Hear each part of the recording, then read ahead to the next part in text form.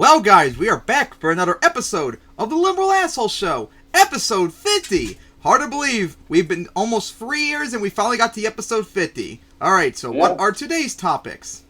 Russo-Ukraine war update, mass shootings in America, progressives winning big in primaries, CNN going after Biden's disinformation board, Jimmy Dore going too far for once, Bill Maher being transphobic for no reason, and Gamma Union. Alright, so of course, let's keep an eye on the Russo-Ukraine wars. It's been 2 weeks since we last covered it, and when we look at the map, unless, I meant to check this the other day, like how much the map's changed in the last 2 weeks, but once again, it doesn't look like, you know what, let me go look up the previous map. Let's look up, open a new link, and then load up the other one, that way we could see if there was a difference, because I've heard like conflicting reports that Russia's made minor advances to nothing. I've heard they've got made a little bit in Luhansk, but that's about it. Yeah, unfortunately, it looks like they have made some gains, but not that much. But in some areas, they have lost territory. But overall, it does look like they've gained more than lost, unfortunately.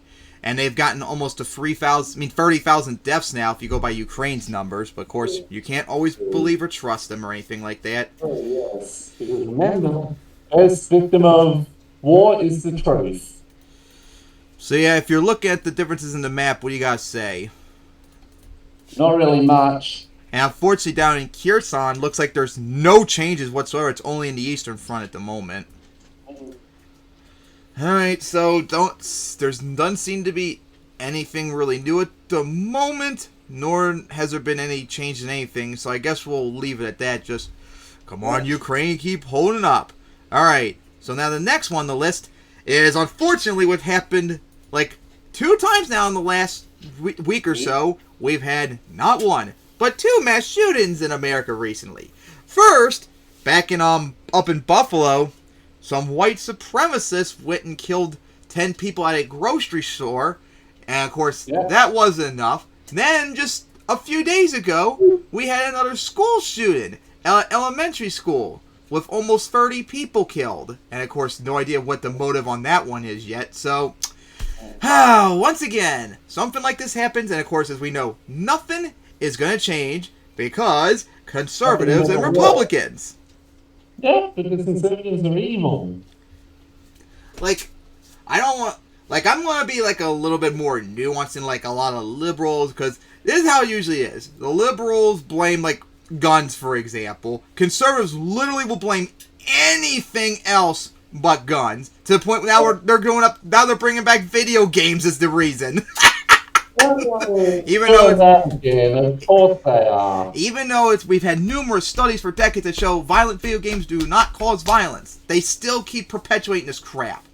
So, like I said, my fellow liberals blame guns, conservatives blame everything but guns. But sorry, conservatives, it's just a reality. If guns were more harder to get, none of this shit would be happening as frequently. That is an inconvenient fact that you cannot dismiss. Just like in other countries too that have more stricter gun laws, they don't have this happening all the damn time. Like after you guys had your mass shooting in 1996, have you had one ever since? No, not really. And that's been a few people have been shot, but that's it. Yeah, 26 years since your last mass shooting. We've only gone a few days since the last one, even beforehand the last one. Mm-hmm. But I don't want it to be just about like gun control or anything about all that, because there is more to it, which a lot of liberals are too kind of dumb to recognize. And that is also the mental health crap, true. But a big problem is, as we said before when we covered it on Kyle's Unpopular Takes thing, the big problem is, as I say, is the gun culture. Like, American gun culture is just incredibly evil and terrible. Like, other places that have a whole bunch of guns, like Switzerland, for example, do not have mass shootings. Why? Because their gun culture, they have conscription, remember, like almost every single man is required to join the army, and then when they leave the army, they're required to have their guns with them at their house, because they're so hive mind like Japan. But they teach gun safety, gun responsibility, all that crap. They are actual responsible people when it comes to their gun culture. Japan's culture, for example, they hate guns so much they view them as dangerous devices, which they are. But Americans, but of course, even back like in the 50s and 60s, America's gun culture was like the 60s, like Switzerland too, teaching responsible gun ownership and use, like the NRA used to do. So so a few decades ago, this was an issue. But now it's changed because America's gun culture is so toxic where people just view them as like toys and want to be armed to the teeth and think like something is going to happen to them when none of that is going to happen. Also remember, the gun manufacturers love watching scared people get scared because then they buy more guns and make them more money. Yep, because that's always what happens at the mass shootings. Gun sales go up because they're going to take our guns even though they're not and can't be able to. Nah. But yeah, guys, like, eventually, to all like you gun fuckers, as I call you all, or more particularly gun nuts, as usually most people call them, you guys are just in the wrong and you're just evil people. If you refuse to do the basic things that other countries have to prevent these shootings, I'm sorry, but you should not be allowed to carry certain guns or have them. They're too dangerous. They're in the same category to me as like tanks, rocket launchers, nuclear weapons. I think everyone would agree that normal people should not be having that stuff. Right? Exactly. That also includes like AR-15s and other assault rifles and stuff like that, like the military uses. Those are off the table and cry more if you don't like it. And if you want to get a gun, you need to pass a background check. You need to pass a mental background check, possibly. You need to go through gun training like you have to go through driving school before you can drive a car. You need to have basic regulations. That way, shootings like this are less likely to happen. It's only America in the world that has this problem. Just us. And that's the end of it. So, if you're against this, you're just wrong and evil. You're an evil monster. You support gun control in some form, and that's the end of it. And I want you to try and tell that to the people that had their kids killed recently that no, you're against it. Be like those idiots that Kyle covered back when Sandy Hook had been telling the parents to go to hell for them wanting gun control. I dare you to say it. Do it. So yeah, we gotta say about this crap since you all down there don't have to deal with it.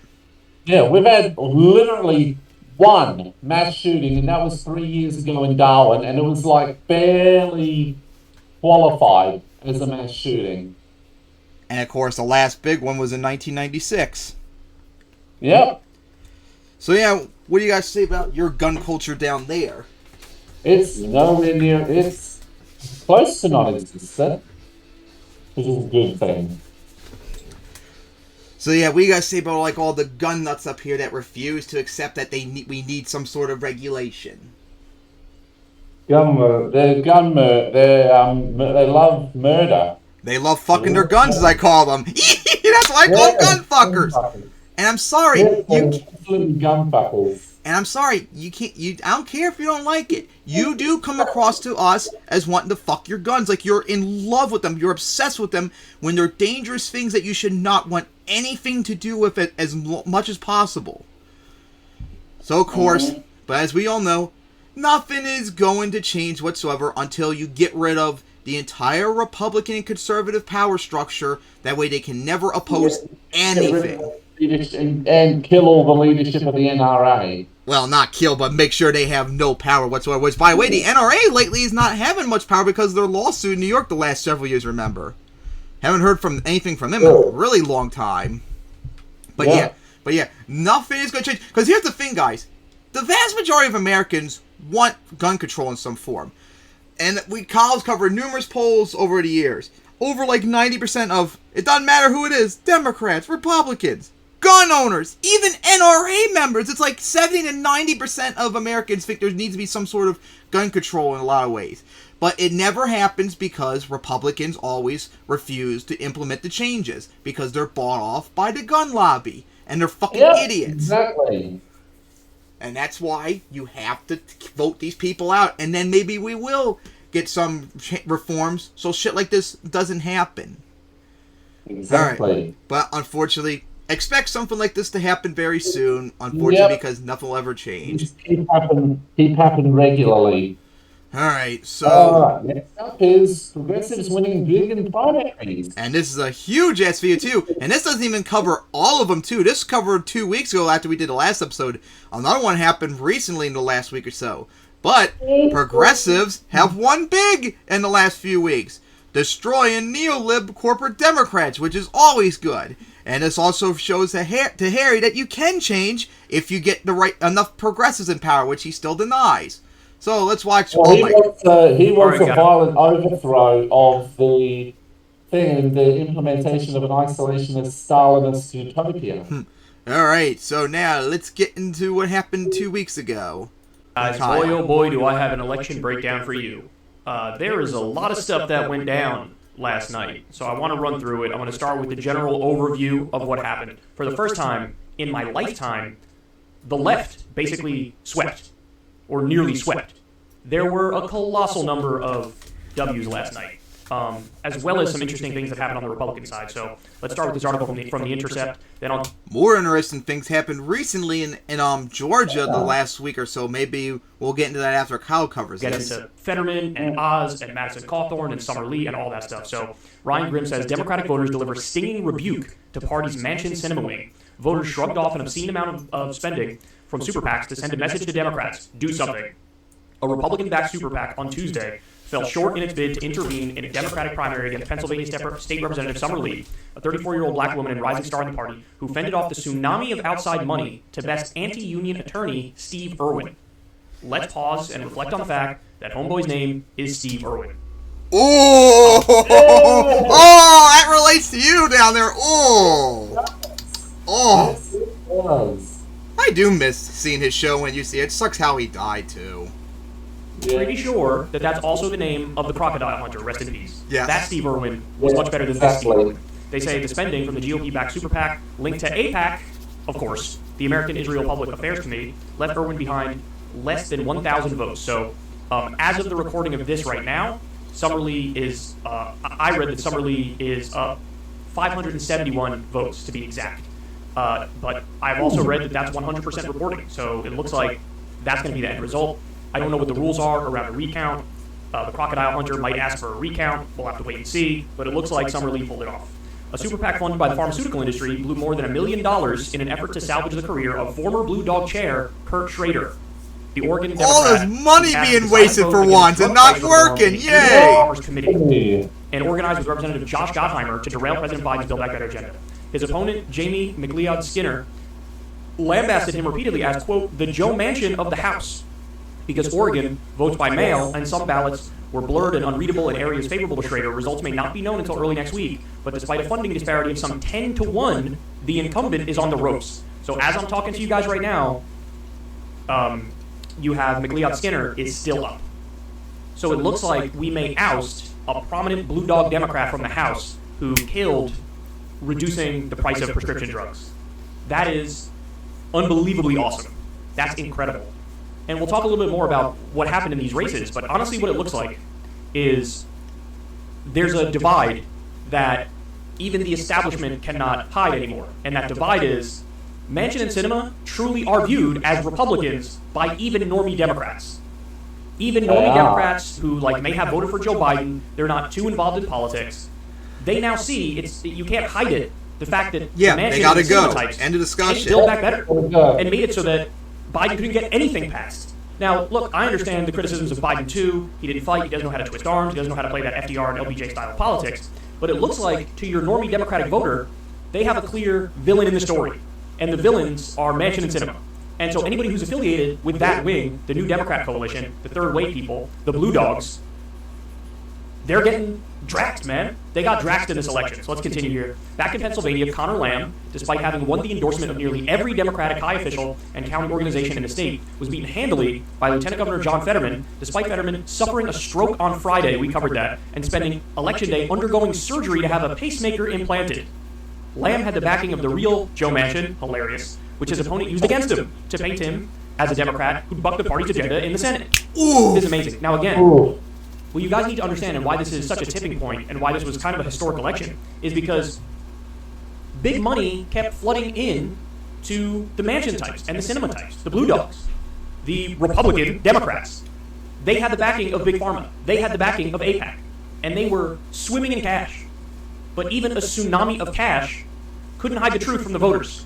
And the voters will... And the thing is, guys, that is almost always the case. That money advantage, like 10 to 1 at some point, that unfortunately usually does win. But the fact that it didn't do this time is a very good sign. Hopefully that will be the case, that no matter what, spend all this money no longer will win you shit anymore. Like, that's it. We've had enough. Wait until you see the poll that I'm going to show you in a little bit. It's astonishing, and it backs up everything we've been saying on this show. Another super PAC in Oregon, funded by a crypto fortune and organized around the project of pandemic prevention, Protect Our Future. I love the silly names that they use here. They try to make them sound like value neutral or positive, and then they're like, it's like one of those Republican ones that just yell, and they're called freedom, freedom, freedom, freedom, freedom. Total scams. Spent some $10 million to boost Carrick Flynn, while the super PAC linked to House Speaker Nancy Pelosi, House Majority PAC, also dropped $1 million into the race. It backfired, and local Democrats, as well as national progressives, including the Congressional Progressive Caucus, the so-called Progressive Caucus, and Working Families Party, rallied behind State Representative Andrea Salinas, who appears poised for a victory. Are you noticing a trend here? The further right-wing Democrat, the more corporate Democrat, the more mansion and cinema-like Democrats are getting draxed. The stunning wins of the party debate used to blame for President Biden's sinking approval rating and increasingly dire forecasts of upcoming midterm losses. Party establishment figures have pointed the finger at the left for making unreasonable demands couched in slogans like defund the police that turn off voters. The progressive wing has countered that Biden's popularity has sunk as centrist Democrats have slowly murdered his agenda, while the left has fought to enact it. Okay, that is undeniably the reason. Sucks though at the same time they caved when they shouldn't have. Why Democrats have a low approval rating What right we now. need depression. We need all the things. Here's what I reckon. Since we do a bit of insurgency, we fight from the outside, and we have pressure internal and external as well. Yeah, that's what I've been saying. You do both. Try to take over the Democratic Party while also trying to get third parties going. Justice Dems only did 1 and 3, and I reckon the People's Party is only going to do 2 and 4. Yeah, you gotta do everything. I also reckon why the People Party will fail. What? You want to know why I think the People Party will fail? Like, I think the Justice Dems have kind of failed. Because they focus on one thing and not everything. The Justice Dems were too soft. The People Party are going to be too hard. And they're going to quickly burn, and are going to burn through their candidates and burn through their energy, primarying everyone up to one stuff up. You gotta do everything, guys, which is why I keep trying to pull out the Harry. You have to do everything. Yeah, try and take over a Democratic Party, but also run third-party challengers, too, to get third parties up. You gotta do everything. Deniably Well, that's what's happened in the Australian election. We got a bunch of teal independents that unseated like half a dozen Libs. And the Labor thing, too. What, taking back the Labor? Going to form majority government. Because and then the Libs are like 59 seats and 16 on the crossbench. Because unfortunately, the Labor Party down there going for the same thing like the Democrats here are doing. Not really. They're not like super progressive, but they are more progressive than most Democrats are. All the polls showed it. Biden was most popular when he cut $1,400 checks to people. When he materially delivered for people, his approval rating was high. Now that he hasn't done anything recently, his approval rating is low. The idea that, like, Biden and the Democrats have moved too far left and they've been too ambitious is nonsense. They've done nothing. Mansion and cinema tanked Build Back Better, no universal pre-K, no lower prescription drug prices, no Medicare expansion, no elder care, no expanded child tax credit. Okay, well, when you don't deliver on those things, that's the problem. That's the problem. Now, I have criticisms of the slogan, defund the police, and I've talked about them before, but the idea that that's the reason why Democrats nationally are not popular is preposterous, because there's not even a handful of Democrats who run on the idea of defund the police. So how can that be the main thing? It's absurd. Tuesday's results suggest Democratic voters, at least those in Pennsylvania and Oregon, would prefer the Democrats do more rather than less, delivering a stinging rebuke to the Pearson Cinema Mansion wing of the party. Next week, voters in Texas will cast ballots in a number of runoffs that pit progressives against super PAC centrist Democrats. Big money groups spent some $15 million in those 3 House races, 2 in Oregon and 1 in Pennsylvania, while outside progressive groups managed just over $2 million.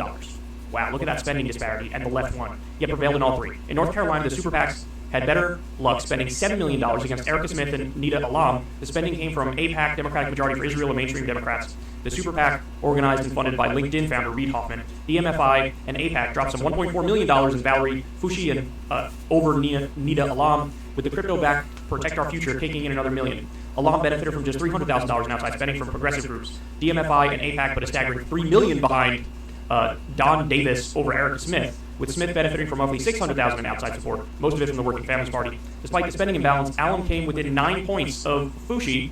Smith was beaten by a 22-1 margin. Okay, so it wasn't a clean sweep. There were a handful of losses. But even in the losses, there was an overperformance given the lack of the money. That says something. Representative Pramila Jayapal, chair of the Congressional Progressive Caucus, said that the influx of money from Republican donors into Democratic primaries, even if it lost in most of the races, represented a threat that Democrats needed to grapple with. Oh, you mean like when you guys endorsed Shontel Brown over Nina Turner and Shontel Brown was taking money from Republican billionaires? Yep, that was your fuck-up. You can't change that. That was your fuck-up, Progressive Caucus. You should have endorsed Nina. That was the end of it. You mean like that? Senator Bernie Sanders recently argued that Democrats need to bar super PAC spending from Democratic primaries base, and Jayapal told The Intercept she supports such a move. The rest of the wins, she said, were a real blow dealt. And by the way, Bernie got very angry in a video going after IPAC recently. And you know, angry Bernie is the best Bernie. To big PAC that thought they could buy every race. But you know what? In the past, they have bought every race. So they had every reason to believe they could continue to buy every race, because corruption works. But this was a rare instance where the Manchin and Sinema effect was too obvious. There wasn't even pretending anymore from the Democratic establishment types to, like, want to improve the country for people. It was just like, let's tank the agenda, let's agree with Republicans, and let's wear it on our sleeves. And it turns out, rank-and-file Democrats, even normie Democrats, not just the left, were like, sort of screw you on that. Where was I? Though Lee, like Austin's Greg Caesar in the spring, brings a new addition to the so-called squad in Congress, Ocasio-Cortez said that the evening's results showed her wing of the party moving into a new phase. So much crafting and organizing has gone into this moment, and I think it marks a transition from counting a few Hail Mary candidates and campaigns like squad to the teams and talent behind all that, coalescing into a real bench of talent from field organizers to winnable candidates. Now here's the question. Are you going to actually fight for once now if you get more people in there? That's an interesting question. Are you going to actually fight and stand up for yourself no matter the pressure? That's what I would like to see if you once do. I mean, look, I don't really want to hear from AOC. I don't really want to hear from anybody in the squad. They let everybody down a lot recently. They stabbed Nina Turner in the back.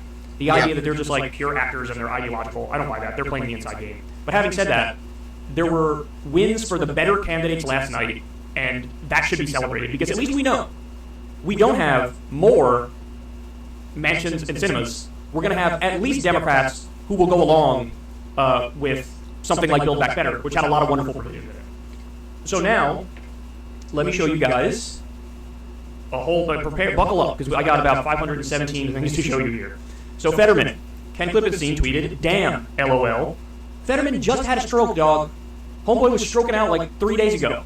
And he won by almost 33 points. Like, Trump was undergoing some shit. He's like, I'm good, I'm fine, I don't even know what he was talking about, I'm wonderful. Trump is like struggling to breathe because when he had COVID, remember that? Fetterman's like, yeah, dog, I had a stroke. In the hospital, getting a pacemaker put in him, 59.4% to Connor Lamb's 26.6%. And this was with 87% reporting. That margin for Fetterman may grow. What? www.what.com. So Fetterman crushes Connor Lamb. Good riddance. Connor Lamb is the establishment's bitch. I mean, that's what he is. Oh, and there's the other part. That's hilarious. So here are the different counties. Or here are the different districts. Literally won every single county in Pennsylvania. Purple is Fetterman. Every single one went for Fetterman, bro. Every single one. Amazing. Connor, are you crying? The margins of does it hurt? Counties. Look at this. Not a single Fetterman, county you won. in Erie County, Ooh, how's it feel? 69.9%. What? Lackawanna, 72.2%. Doubtfin, forgive me if I'm these mispronouncing county that. votes. Fetterman win like 70 to like 20. York, 80.6%. What? I mean, Drax Dems Clowns is an understatement. So, for those of you who don't know anything about Fetterman, first of all, he's the dude who is literally wearing like shorts in the middle of a snowstorm. And that alone is based. He's 6'8". He wanders around like a Yeti. And he actually has some decent politics, or at the very least, way better politics than his opponent. Fetterman is an American politician serving as the 34th Lieutenant Governor of Pennsylvania since 2019. A member of the Democratic Party, he previously served as mayor of Braddock from 2006 to 2019. Fetterman is now the Democratic nominee for 2022 U.S. Senate election in Pennsylvania. Then they go on to say his college and whatnot. He first ran in for the Senate in 2016. He finished third in the Democratic primary behind Katie McGinty and Joe Sestak with 19.4% of the vote. Following his unsuccessful run for Senate in 2016, Fetterman ran for Lieutenant Governor of Pennsylvania in 2018 in a field of 4 candidates. He won the Democratic primary and was elected Lieutenant Governor in November 2018. And then, so here's, they say this. A progressive, Fetterman advocates for Medicare for all, raising the minimum wage to at least $15 an hour, and implementing a wealth tax. All base. Now, I'll give you more specifics on his political positions. Yes. Fetterman is generally described as a social and fiscal progressive, including by himself. Abortion. Fetterman is against introducing legislative restrictions on abortion and has expressed support for the codification of Roe v. Wade into federal law. He opposes limits on abortion. Criminal justice reform. Prison reform is one of Fetterman's signature issues, advocating for more rehabilitation action as well as clemency for model prisoners. A part of his role as Lieutenant Governor, he serves as the chair of Pennsylvania's Board of Pardons, which processes clemency requests and forwards them to the governor. Fetterman urged the board to process requests more quickly. Fetterman is in favor of abolishing capital punishment in Pennsylvania, stating that he wholly supports Governor Tom Wolf's moratorium on the death penalty. He has called the death penalty inhumane, antiquated, expensive, and a flawed system of punishment. So far, On everything environmental issues, good. Fetterman frequently emphasizes the need to balance decarbonization efforts with their effects on fossil fuel industry jobs. He supports permitting fracking, although he advocates for stricter environmental regulations. Okay, now that's a 2021, little Fetterman said not that he based. supports moving towards a de facto moratorium on fracking because the transition Okay, now he is gonna be supports a towards moratorium on renewable energy. fracking. That's On the good. filibuster, Fetterman supports ending the filibuster in the United States Senate. He also said that Democrats need to be more ruthless, like Republicans, in order to pass legislative Yes. priorities. Base dog. Gun rights. Fetterman supports greater restrictions upon the process to buy a gun, including universal background checks and the ending of loopholes that allow for mentally ill and domestic abusers to purchase firearms. Ooh, gun Previously, fuckers Fetterman are bad. advocated for Medicare for all, saying that healthcare is a fundamental human need and right. In 2022, Fetterman stated that he would support whatever path is necessary to expand healthcare accessibility, including the expansion of Obamacare. So look, there's two ways to read this. On the one hand, you can say that's weaselly, he's sort of backing off of Medicare for all. On the other hand, you could say, on the path to Medicare for all, you have to go from Obamacare to expanded Obamacare to public option to eventually single payer. It's up to you to determine how you read that. What I will say is, even if it is kind of weaselly and it sounds like he's backing off of it, he's still about 789 times better than Connor Lamb, who is the most corporate of corporate Democrats. So it's still positive that he won. On marijuana, he's a proponent of legalizing marijuana, calling the issue a political bazooka, and that leaving the issue alone is giving an opportunity for another party to gain political support for pro-marijuana legalization agenda. He argued that if conservative South Dakota voters were willing to approve a ballot measure legalizing recreational marijuana, Pennsylvania should legalize it too. He also supports expunging criminal convictions related to marijuana. Minimum wage, Fetterman supports raising the minimum wage to $15 an hour. Taxation, Fetterman supports implementing a wealth tax in the United States. However, Fetterman has not laid out an income level for when a wealth tax should be applied. Instead, he said, you know it when you see it, and has said those who have yachts could be used as a potential benchmark. Anyway, so it goes on to talk about That sounds a life. little low. Yachts? Yeah. That sounds like a little low because yachts are usually something that really, really, really rich people have. So that might need to be a little bit lower there. Fetterman. Yeah. That seems a little too high of a benchmark for us to like. Give you a little bit about his political positions. Now, the only note of caution is this. Generally, with these sorts of races, you have establishment Democrats and super PACs and big money interests flood the zone with money to the opponent. In this instance, they sort of gave up on Connor Lamb pretty quickly. Like, they tried to give him an influx of cash and give him institutional support, but then he wasn't really budging the poll numbers, and they were like, you know what, we tap out. We're not even going to help him anymore. And so Fetterman was able to drag some clowns because there was no... In the final weeks, maybe a month, leading up to the election, there was really no hope for Lamb. He wasn't getting that institutional support anymore. So... maybe they thought, hey, we can't overcome this guy, he's too powerful. Or maybe they thought, yeah, he might be a progressive, but maybe ultimately he'll end up playing ball. And so they didn't view him as much of a threat. So I don't know which thing it is. Was it like, hey, he's too far ahead, we give up, even though he's a progressive, he's going to end up winning? Or was it like, he says he's progressive, but low-key, he'll actually play ball a little bit? I don't know, but again, either way, significantly better than Connor Lamb in every single metric. And even if Fetterman disappoints us in 1,000 different ways, Lamb would disappoint us in 4,000 different ways. So we'll see what ends up happening. But on paper, he's not terrible. All right, more. Fetterman's victory should redefine the Beltway assumptions on electability. A burly, tattooed progressive who suffered a stroke on Friday just defeated a clean-cut veteran, centrist two-term congressman. Totally true. Totally true. I love that point. So then we get this from Dave Wasserman. We're not going to find out the outcome of the Pennsylvania Senate GOP primary tonight, absent a Barnett win. That's probably the best news John Fetterman could ask for. So you had a very vicious primary on the Republican side with Dr. Oz in it. And as of right now, as I'm talking to you, Dr. Oz is up. And it looks like he's likely to win. But we may... And last I heard since, they're still not even exactly sure who won it because it's so close, apparently. Be in recount territory. So we'll see what happens. Now, a lot of people are saying, hey, it's good if Fetterman can go up against Dr. Oz because Dr. Oz isn't as formidable a candidate. I actually don't agree with that. I think Oz has a shot. I think he has a chance. And I think he's probably the best candidate on the Republican side. He's charismatic. He's a good politician, even though his positions are ridiculous. And so Fetterman versus Oz is going to be a heavyweight slugfest, man. But yeah, Dr. Oz, endorsed by Trump, looks like he's going to pull it out, but we'll have to wait and see the final results, which obviously should come in relatively soon, although if there's a recount, it'll take a lot longer. Guys, then we have this. So we move over to North Carolina. Chuck Edwards defeats Madison Cawthorn. Cawthorn lost! Yay! Going gonzo. Now, Madison sort of put up a hell of a fight. Although technically, unless he dies or resigns or is impeached, he still is in Congress till next January, regardless if he lost. He barely lost. 31.72% to 33.49%. This is only with 94% in, but Edwards won. I don't think he can't make up that difference there. This is with the Republican establishment declaring all-out war on Madison Cawthorn.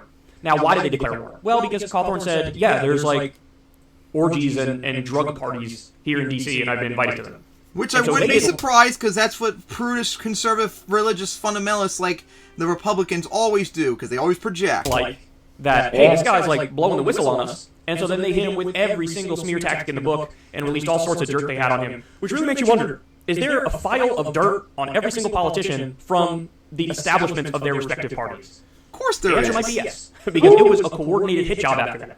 And it was so obvious you guys the hit all, job whether on he's him. dressing as a woman or the newer one, which I didn't even cover, is that there was a video where he was like naked and like mock face fucking his own cousin.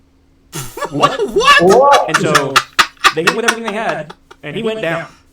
And that's like a shot across the bow of like, hey, don't fuck with the establishment of the parties. And he tried to play that game, even though his voting record is right in line with the Republican establishment. He took too many shots at them, and they were like, you know what, you gotta go. You're not playing ball enough. And so hopefully now we see Madison Cawthorn unchained, where he's going to be like, here's, by the way, who's attending those orgies and drug parties. And I believe him that those exist. I'm just not exactly sure he was invited to them, because I think he always rubbed a lot of these establishment Republicans the wrong way. So Madison is gone, man. Madison is gone. Now we also have this. This was a tremendous win. We talked about this earlier with the Intercept article, but Summerlee ended up beating Steve Irwin, the Crocodile Hunter. And so at the last minute, AIPAC funded the shit out of Irwin. Big money poured in the last few weeks trying to get Irwin across the finish line. And they came up just short. That is phenomenal. Although, according to this thing that Kyle showed, Lee only won by 0.06%, so that's like recount territory most likely. That's definitely recount. Here's what David Sirota says about this. Democratic elites literally ran a union avoidance corporate lawyer against State Representative Summerlee in Pittsburgh. I mean, really think about that. Union avoidance lawyer. Pittsburgh, Pennsylvania. The Democratic Party. That happened. So that's how, like, and I think he went on to say this too, these people, like, they're not even bothering to hide it anymore. They're not even bothering to hide it. They're just open with the fact that they're corrupt corporatists. And that backfired. So, again, this was mentioned in the Ryan Grimm article, but it's still noteworthy. This race really shows what an impact AIPAC's super PAC money had on progressive versus moderate races. It looks like Jamie for Oregon will take out an incumbent because outside super PACs only spent $785,000 on her race. They spent at least $3 million in Pennsylvania 12, North Carolina 1, and North Carolina 4. And you can see Dave Wasserman says, we've got a small batch of first results from Multnomah County in Portland, and Blue Dog Representative Kurt Schrader is trailing progressive Jamie McLeod Skinner, 57 to 43. Long way to go in Oregon, but good sign for the challenger. Now, again, it looks like in this race, Schrader's gone, and McLeod Skinner is going to hold on. It's not totally confirmed yet, but McLeod Skinner is up and very, very likely to take it. And so I love this fact because the big money interests spent a little bit less on this race than other races because they thought there's no way this progressive challenger is going to win. And then it looks like the progressive challenger is going to win. Oof! So they only spent $785,000. Wasted all your money and then not spend a place where you could win. So again, a double whammy loss. Don't ever let them make you believe the establishment is unbeatable. in all seriousness, it has taken all the king's horses and all the king's men in order to keep the establishment together. Harry. Across the finish line. You know, just going back to Bernie versus Biden in the 2020 You gotta primary. fight no matter what. Like, in order for Biden to win, he needed Amy Instead of Klobuchar, giving up. Mayor Pete, and all the other candidates, centrist candidates, to drop out, endorse him at the last minute, and he needed Elizabeth Warren to stay in to siphon some votes from Bernie. And then he needed the media to get him across the finish line by saying, hey, he's the only guy that can beat Trump. Electability, electability, electability. All of those things had to happen in order for Biden to win. If one of those things doesn't happen, Bernie probably wins. And so the idea of like, man, they pulled out all the stops and they always end up winning. My ass cheeks, they always end up winning. Look at this. Progressives nearly had a clean sweep on election night.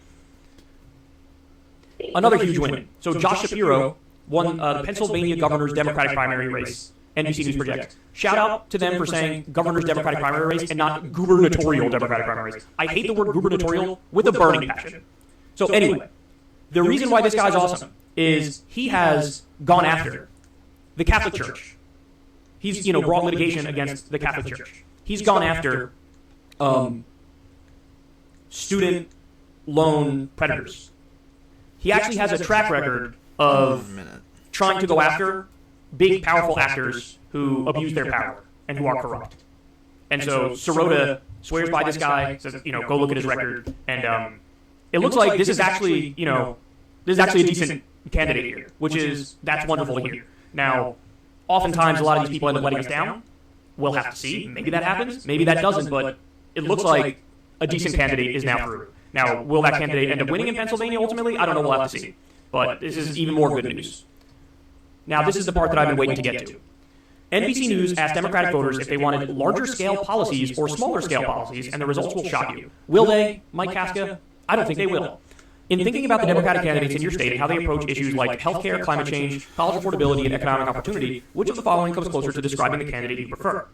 Someone who proposes larger scale policies that cost more and might be harder to pass into law but could bring major change on these issues. 63%. Someone who proposes smaller scale policies that cost less and might be easier to pass into law but will bring less change on the issues. 33%.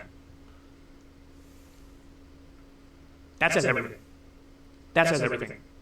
So, a gigantic majority of Democratic voters despise the mansions and the cinemas and the incremental And that's change. been the case for years. People want real fundamental change, and they're onto the charlatans and the con men and the frauds. And that's what this tells me. So, a huge, huge rebuke, as Ryan Grimm put it, of the mansion cinema wing of the party. Huge rebuke from the voters. Trump's April-May endorsees. So here's how Trump's endorsements fared in recent elections. Vance won with 32%. Gilbert won with 29%. Herbster, awesome name, lost with 30%. Cawthorn lost with 32%. Hines won. Oz, there's question marks there, but he's up. He's probably going to win. McGeechan, 25%, lost. Mastriano, 44% win. Mooney, 54% win. Bud, 59% win. Okay, so what does this tell me? This tells me that Trump is still a major player on the Republican side. He's still the leader of the Republican Party. And his endorsement comes with a lot of sway. But it also tells me it's not ironclad. Yes. It's not ironclad. Which actually happened in Georgia recently, where Brian Kemp, the current governor of Georgia, who Trump, remember, before January 6th, called him to try and make him change the election outcome in Georgia, and he refuted him, being refused to do so. And Trump, ever since, has gone on a massive rampage against him. He literally ran one of the Republican challengers to the Senate elections in 2020 that lost. He challenged him, and he got obliterated by Kemp by like 50 points. Completely obliterated. Shows that maybe the Georgia Republicans do not like Trump, maybe. Oof. And one area where voters states that don't like him are not with Trump is rigged election. Stop. Oh, yeah. Yeah, and like I said before, guys, if Trump gets the nomination, runs in 2024, and loses, that is, I think, what's going to cost him right now. Because he won't shut up about him losing legitimately in 2020, and he can't acknowledge the fact that he was responsible for January 6th. All those things are going to come back to bite him if he loses. Deal I really want. Every poll shows that. Every poll shows that. And that's his Achilles heel. And he says that's his main, litmus test for picking a VP for him in 2024 and for all these candidates. And so he sort of, if he would just drop that, he'd be an even bigger force. But that, honestly makes him a weaker candidate and makes his endorsements weaker, makes his hand-picked candidates weaker. And so I think that's probably the main reason why you see some of them lose, even though many of them win. But anyway, that's where we're at. Let me not get ahead of myself. I got a Jordan Peterson segment coming up. But that's your election night breakdown. Now, I mean, the thing that sucks is this. You're finally starting to see the backlash against the Manchin types and the Sinema types, and you see Democratic voters, even normie Democratic voters, are like, for the love of God, do something. For the love of God, do some real change. You're finally starting to see that. But these are primaries, and then these people are going to go on to general elections. And they're going on to general elections in like a wave Republican year. So then what will happen is, if some of these candidates lose, or a bunch of these candidates lose, then you're going to have corporate Democrats turn around again and say, see, you needed to vote for us all along. So, in other words, corporate Democrats and corrupt Democrats mess everything up, make people hate the Democratic Party, and then the progressives edge them out in this primary, but then they're running in a Republican wave year. And so the people who caused the problem are going to pretend like they're the solution. See, you went too far left with these choices, you should have just picked the safe corporate Democrats. And the response to that should be, no, if these progressive candidates lose, you know what? Corporate Democratic candidates would have lost by even more. Because you guys are way worse. And you caused the problems in the first place. So, you know how it works. They always blame the left, no matter what, and they're going to commit to doing that, and so just prepare yourself for that. But at least as of right now, it's honestly the best night for the left electorally, maybe in my life, and that says a lot. Hey, y'all, do me a favor. All right, so what do you guys say about those results? They're pretty good. Now we just got to keep the pressure on them. Yep. And make it even better. And most importantly, of course, win the general election, of course. Yes. That's the main thing. We got over the hardest part. Now we got to get to the next part. We got to get them in power. All right. So now we're on to the next topic that originally was going to be last week, but at first I forgot about it, and then when I put it on the video ended up being too long, so we couldn't cover it. And that was like a month or so ago. Biden's administration decided to do a disinformation board to counter disinformation. A blatant violation of the First Amendment, because we know what this disinformation board is going to do. They're going to censor things that they don't like hearing, regardless if they're true or not. And of course, here it is, we're about to cover it, and CNN, of all people, went after the Biden administration for it. Okay then, so let's see this video from a month ago. So I was genuinely surprised by the video that you guys are about to see. Dana Bash of CNN, who usually I am no fan of at all. I think she's very milquetoast, conventional wisdom spewing machine. But she actually pressed a Biden administration official over this new thing that they've decided to pursue, which is a disinformation czar at the Department of Homeland Security. Now, that's concerning on its own, that the government is involved in determining what is and isn't disinformation, because, of course, they have their own biases and their own beliefs and their own agenda, and they're not objective, they're not neutral, they're not balanced. They are effectively operating as the Ministry of Truth. Again, it's the Department of Homeland Security. Now, the person who was picked for this position is also incredibly biased, and she has her own blind spots. I mean, she apparently was tweeting about how the Hunter Biden laptop thing was Russian disinformation, and that it was a good thing that it was censored on Twitter and various social media outlets. Well, now we know, from verifications from the New York Times, including others, that it wasn't Russian disinformation. That was really his laptop, and those were really the emails. Now, I'm not interested in all the personal stuff about Hunter Biden. I think that goes too far. He has a right to privacy. Nobody should care about his drug use or sex habits or whatever. But certainly the emails involving corruption and business interests in his dad, those are fair game. And of course, the New York Post was banned from Twitter because they ran that story leading up to the election.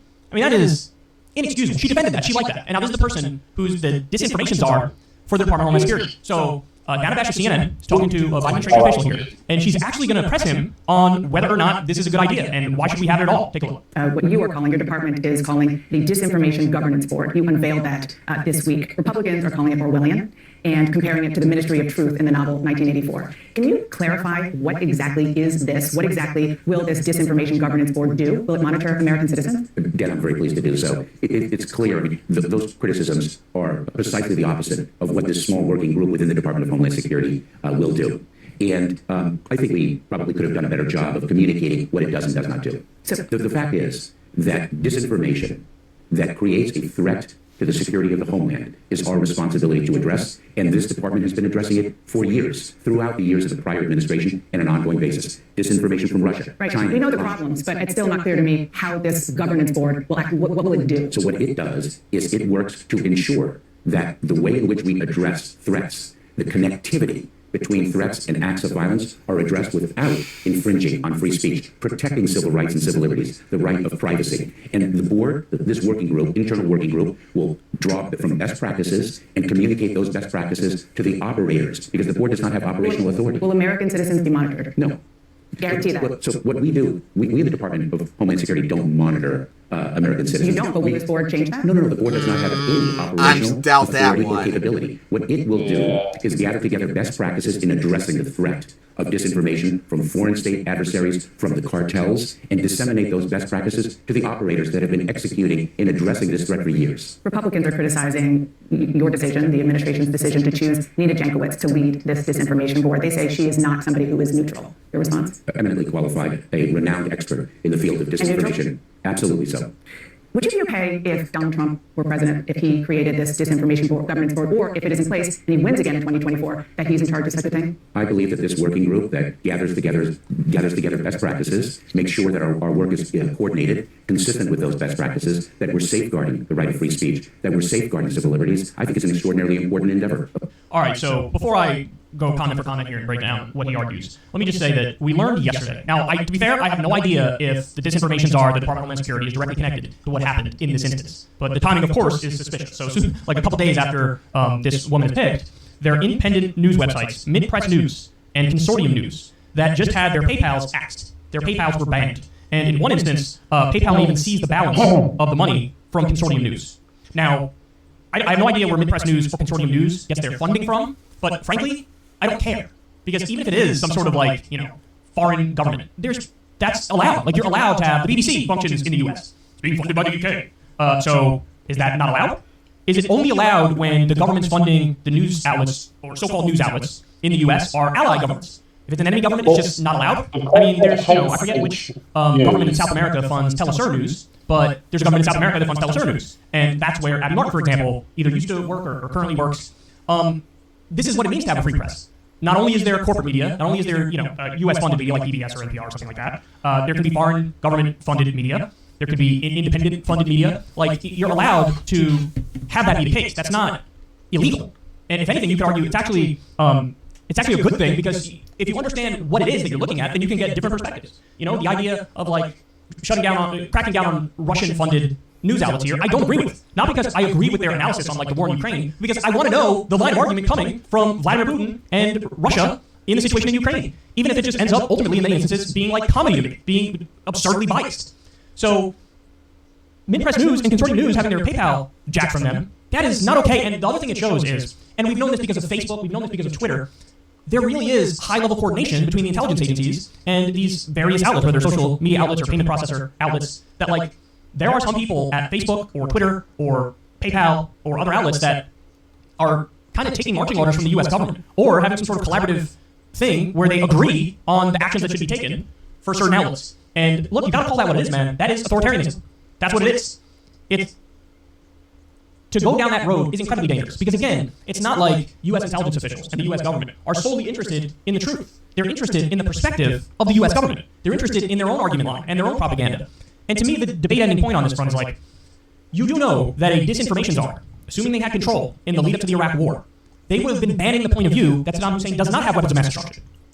Now, that's the correct view, it turns out. But they would have banned that. Why? Because it didn't jive with what the intelligence officials in the U.S. were saying and the argument that the government was trying to push. So, there's no such thing as an actually neutral fact-checker. It just doesn't exist. Everybody has blind spots. Everybody gets things wrong. I wouldn't trust myself in the position to determine what is and isn't seen. Because even though obviously I get that right most of the time, but there could be things I get wrong. And I don't want to have the phenomenal power of just pulling down some stuff or totally cutting off the funding of an outlet and being wrong about it. So it's not good, man. And we've seen this in a variety of different ways. We've seen this manifest in a variety of different ways. Chris Hedges had he had worked for RT, and he ended up having his entire archive of stuff being pulled down. I think it was pulled down from YouTube. And there's stuff, the idea of since he works for RT, it's illegitimate. He even criticized the Russian government in a lot of stuff, and it was pulled down. I mean, it is just authoritarian. Now, let's go through some of the arguments that were made here.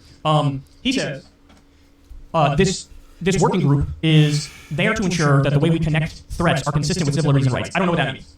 I don't understand what that point means. Then he says, he's asked, will American citizens be monitored? He says, no. Okay. I don't believe that. I'm reminded of when James Clapper of the NSA was asked, are you spying on Americans or collecting data? I remember that. And his response was, no, quote, not wittingly. And then, of course, we found out through the Snowden leaks, that was a total lie. They were collecting metadata on virtually all Americans. So they just, you can't trust these people. You're not supposed to take what they say at face value. Then he goes on to say, well, they have no authority or capability, this group does. Okay, so why do they exist? If they're not actually doing anything, that's one of the points he made. No authority, no capability. Okay, so why are they doing it? Well, then they go on to say, they pass on the information to the, quote, operators. Oh, well, who are the operators? Who are these people? So there are people who have the ability and the authority to officially crack down on disinformation and pull it from the internet. Who are those operators? Because then they would be the disinformation czars. So you can't say, oh, don't worry about it. They have no authority, they have no capability. But then they give the information to people who do, and then they act. Here's the thing. Even if they didn't have the authority, that doesn't mean they're not going to do it anyway. Exactly. Because ultimately the game's being given away there. Now, you know that there are people who crack down on disinformation. Or so-called disinformation, I should say. And then they bring it up foreign state adversaries or cartels. Like, when they're spreading stuff that we don't agree with, that's when we take action. But again, what about when you're wrong? What about when you guys get stuff wrong? What I'm about not saying when you tell them pushing things are 100% of the time corporate wrong. No, hate sometimes Yep. they get stuff right. But certainly not obvious. It's certainly not a given that U.S. intelligence will just get stuff right. And I think it really is a devastatingly accurate point when Dana Bash says, would you be okay if Trump appointed this person? And there's not really a good answer there. But I can answer the question. Of course not. Of course Democrats and leftists and liberals, if Trump appointed some partisan hack, who gets to determine what is in his disinformation, we'd all be like, oh, this is a partisan hack. This is crazy. This is authoritarian. This is censorship. This shouldn't be allowed. There's no such thing as a ministry of truth. The difference is I'm consistent. I think it's a hack thing to do. And Yeah, authoritarian thing to do. a lot of I'm leftists for it, are or not because, again, the government's consistent not on that, supposed to be remember. So, I mean, honestly, I think there's a case that this genuinely violates the First Amendment, not just the spirit of the First Amendment, which is the case with most social media censorship stuff. But if the social media outlets or the payment processors are banning or censoring at the behest of the U.S. government, that might actually be unconstitutional. Because you're supposed to have a free press and free expression. And if the government is determining what views are and aren't allowed, that clearly violates that. So if there were to be a court case over this, I think that the disinformation czar might not even be allowed to operate, might not even be allowed to be a thing. But they're talking about it so casually and openly. Look, the argument I'm making is not that, disinformation isn't a problem or misinformation isn't a problem. Of course it's a problem. But the issue here is anything that you would do to try to fix that actually creates a bigger problem. Because now not only are you going to have disinformation out there, misinformation out there, it's always going to exist. But now you have the blunt instrument of censorship that's wielded only for things that deviate from the establishment perspective. And that's unacceptable. I mean, again, the Hunter Biden laptop thing should be game, set, match on this entire conversation anyway. The fact that there were some social media outlets that would crack down on people who floated, hey, maybe this virus came from a lab in Wuhan. That was something, in many instances, that wasn't even allowed to be discussed. And then, as time went by, we realized... maybe this virus is a man-manipulated bioweapon. I mean, that is possible. We just don't know. So you shouldn't just censor it. Let people say their crap. The thing is, though, that I'm going to say, at this point, the lab leak and engineered bioweapon conspiracy theories, they're basically pretty much the same thing now. Like, nobody I know, just except Kyle, like Kyle's the only one who doesn't do this. Is the only one who does say maybe it was a lab, maybe it got out of a lab, who does not say, oh, it leaked from the Wuhan Institute of Virology and was a man-manipulated bioweapon. Yep. Okay. I give the lab leak theory credibility about 5%. About 5% chance versus a natural thing. It's simply that we don't quite have the intermediary animal. But remember that it took 15 years to find out where that intermediary with SARS, and it was only shorter with MERS because of the lesser animals there. And I think it was Civets is probably the leading candidate at the moment for the intermediary animal between bats and humans. Certainly a possibility. Now, I don't know if possible came from the wet market too, but you should definitely be allowed to discuss that. And in the middle of the pandemic, as time goes by, the science is evolving. We're learning more and more. Things that we thought were common sense weren't, and then these other things become common sense. To not be able to talk about that, or speculate about it, or give your own educated guesses, try to connect the dots on your own, I think that's absurd. Now, that's absurd, and it also is absurd that there are people who are complete snake oil salesmen and con men and frauds and charlatans who are, putting bogus cures out there and stuff, and have terribly backwards opinions, not based on the evidence at all. But again, any sort of attempt to fix this actually just creates a bigger problem, because we have to deal with the issue of, walking on eggshells and nobody being able to actually speak their mind, because what if somebody decides, I disagree with that, can't even allow it? So, I mean, look, just the next time there's a run-up to war, remember this, because anybody who's countering the narrative, because whenever there's a push for war, it's a fever pitch, and everybody's all in on all the arguments as to why the bad nation is bad. And anybody who comes in and tries to temper that and say, hey, here's some mitigating facts, here's some nuance, maybe this isn't as cut and dry as we think, those could be people who get banned because, oh, you're doing the propaganda of, quote, foreign state adversaries. It's a bad look, man, and it is an authoritarian policy. This shouldn't even be in the conversation. When it comes to regulation of social media, the answer is treat them like public utilities, expand First Amendment protections. You still absolutely will not be able to do direct threats of violence, libel, slander, defamation, targeted harassment, doxing. There are very limited rules. You can't post actual crimes because they're criminal. So there will be rules, but the rules are the basics. You do not censor based on political viewpoint or even controversial takes or even things that might be considered quote-unquote hate speech. If it's not targeted, you're allowed to do it. The ACLU defended neo-Nazis in Skokie. Is it because they agree with the neo-Nazis and they're racist or bigots? No, it was a principled defense.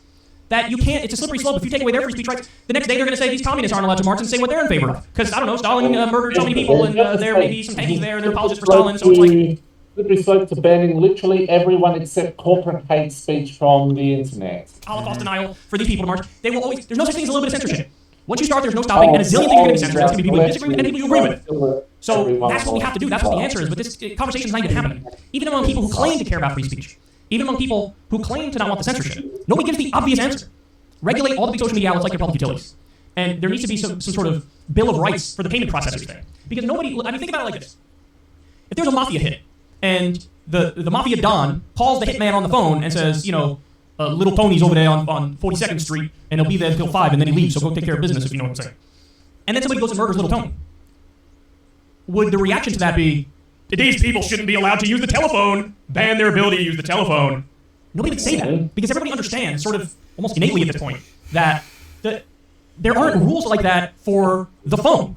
It just is. It just exists. It's not the phone company's fault. Harry's just about said that even targeted threats of violence is a slippery slope to the entire to everyone who doesn't support rich people blowing up the planet. Should be allowed to say whatever the hell they want. That happened. So you need to start thinking about social media outlets like that and payment processors like that. It's not signing on to disinformation or misinformation or conspiracy theories to have somebody on social media put out a conspiracy theory or misinformation or disinformation. It's not agreeing with it. To cancel the payment processing for Consortium News and mid-press news, that's not PayPal. If PayPal left them up, that's not them saying, I agree with what these people say. It's just that's the nature of the payment processor. There shouldn't be a middleman. Do you understand? It's actually a very simple point, but it escapes a lot of people. You can't set up a group of people who are the overlords of information because they have their own problems, their own biases, their own misunderstandings, their own blind spots, and that creates a bigger problem than the current problem. I'm not saying that the system is perfect or would be perfect if we regulated them like public utilities and had First Amendment protections, but it's the least bad of all bad options, and it really is in spirit the American way and embracing the First Amendment. So it's not good, man. Not good. Danabash did a great job there, but the fact that this thing exists is insane. It is not a right-wing position to say you've got to get rid of this idea of what disinformations are. In fact, I would argue it is a left-wing position. The left-wing position on all this stuff, whether it be the payment processors, whether it be the social media outlets, the left-wing position is expand the First Amendment, declare these outlets public utilities, and regulate it in accordance with the Constitution, and that's it. That's the end of it. If actual crimes are committed, people can be prosecuted. If crimes are not committed, it's called freedom. Something we're supposed to all agree with. So that's the left-wing position. What Biden is doing here by having a disinformation czar is arguably a right-wing thing. Or at the very least, it is certainly an authoritarian thing. You can take the authoritarian left, or you can take the right-wing position. We don't need to argue over the labels on this point. You may wonder what Wash would say about this. Not a good path to go down. And unfortunately, we're going full speed down that path. If you want to see me... Yep. And Dylan Burns, remember? Oof. Yes. Dumb fuck, bum fuck. Yeah, guys. This is not acceptable. You can't support this ever. Here's how it's supposed to be. It's like when it comes to like... Because I'm pretty sure this is probably going to be mostly about like COVID-19 conspiracies and all that. Like vaccines don't work and all that. Here's what you do. You ready?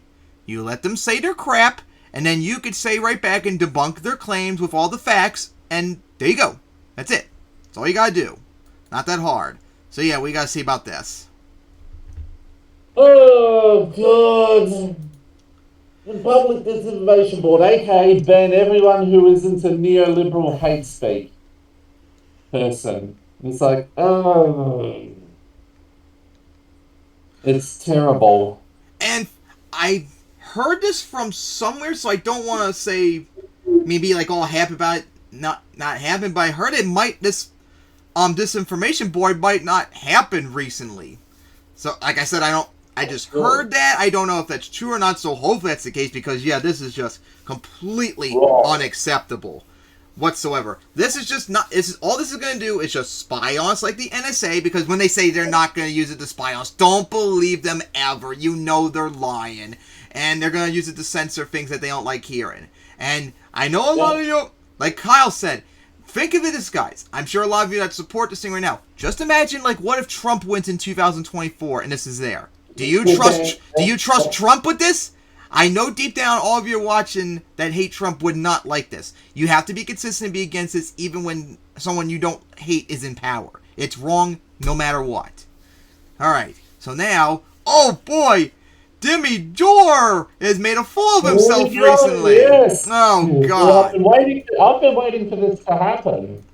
So unfortunately, people have been saying, I've been trying to be a little bit more of the benefit of the doubt on this one, because I've seen a lot of people like go too hard on Dore for things that are not involvement of him or something that he does that's actually good, like forced to vote, remember? Which you hate him, but you acknowledge that that's a good thing he did, right? Yeah.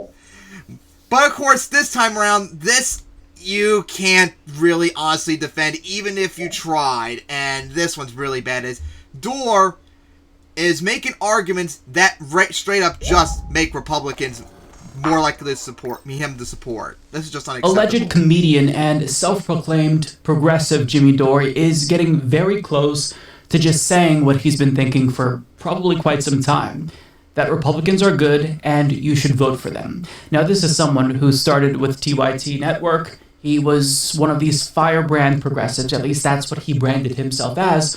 But over the years, his content started to shift. He never criticized Republicans. He criticized Democrats, albeit from an ostensibly left-wing position, but he'd always ignore what the Republicans were doing.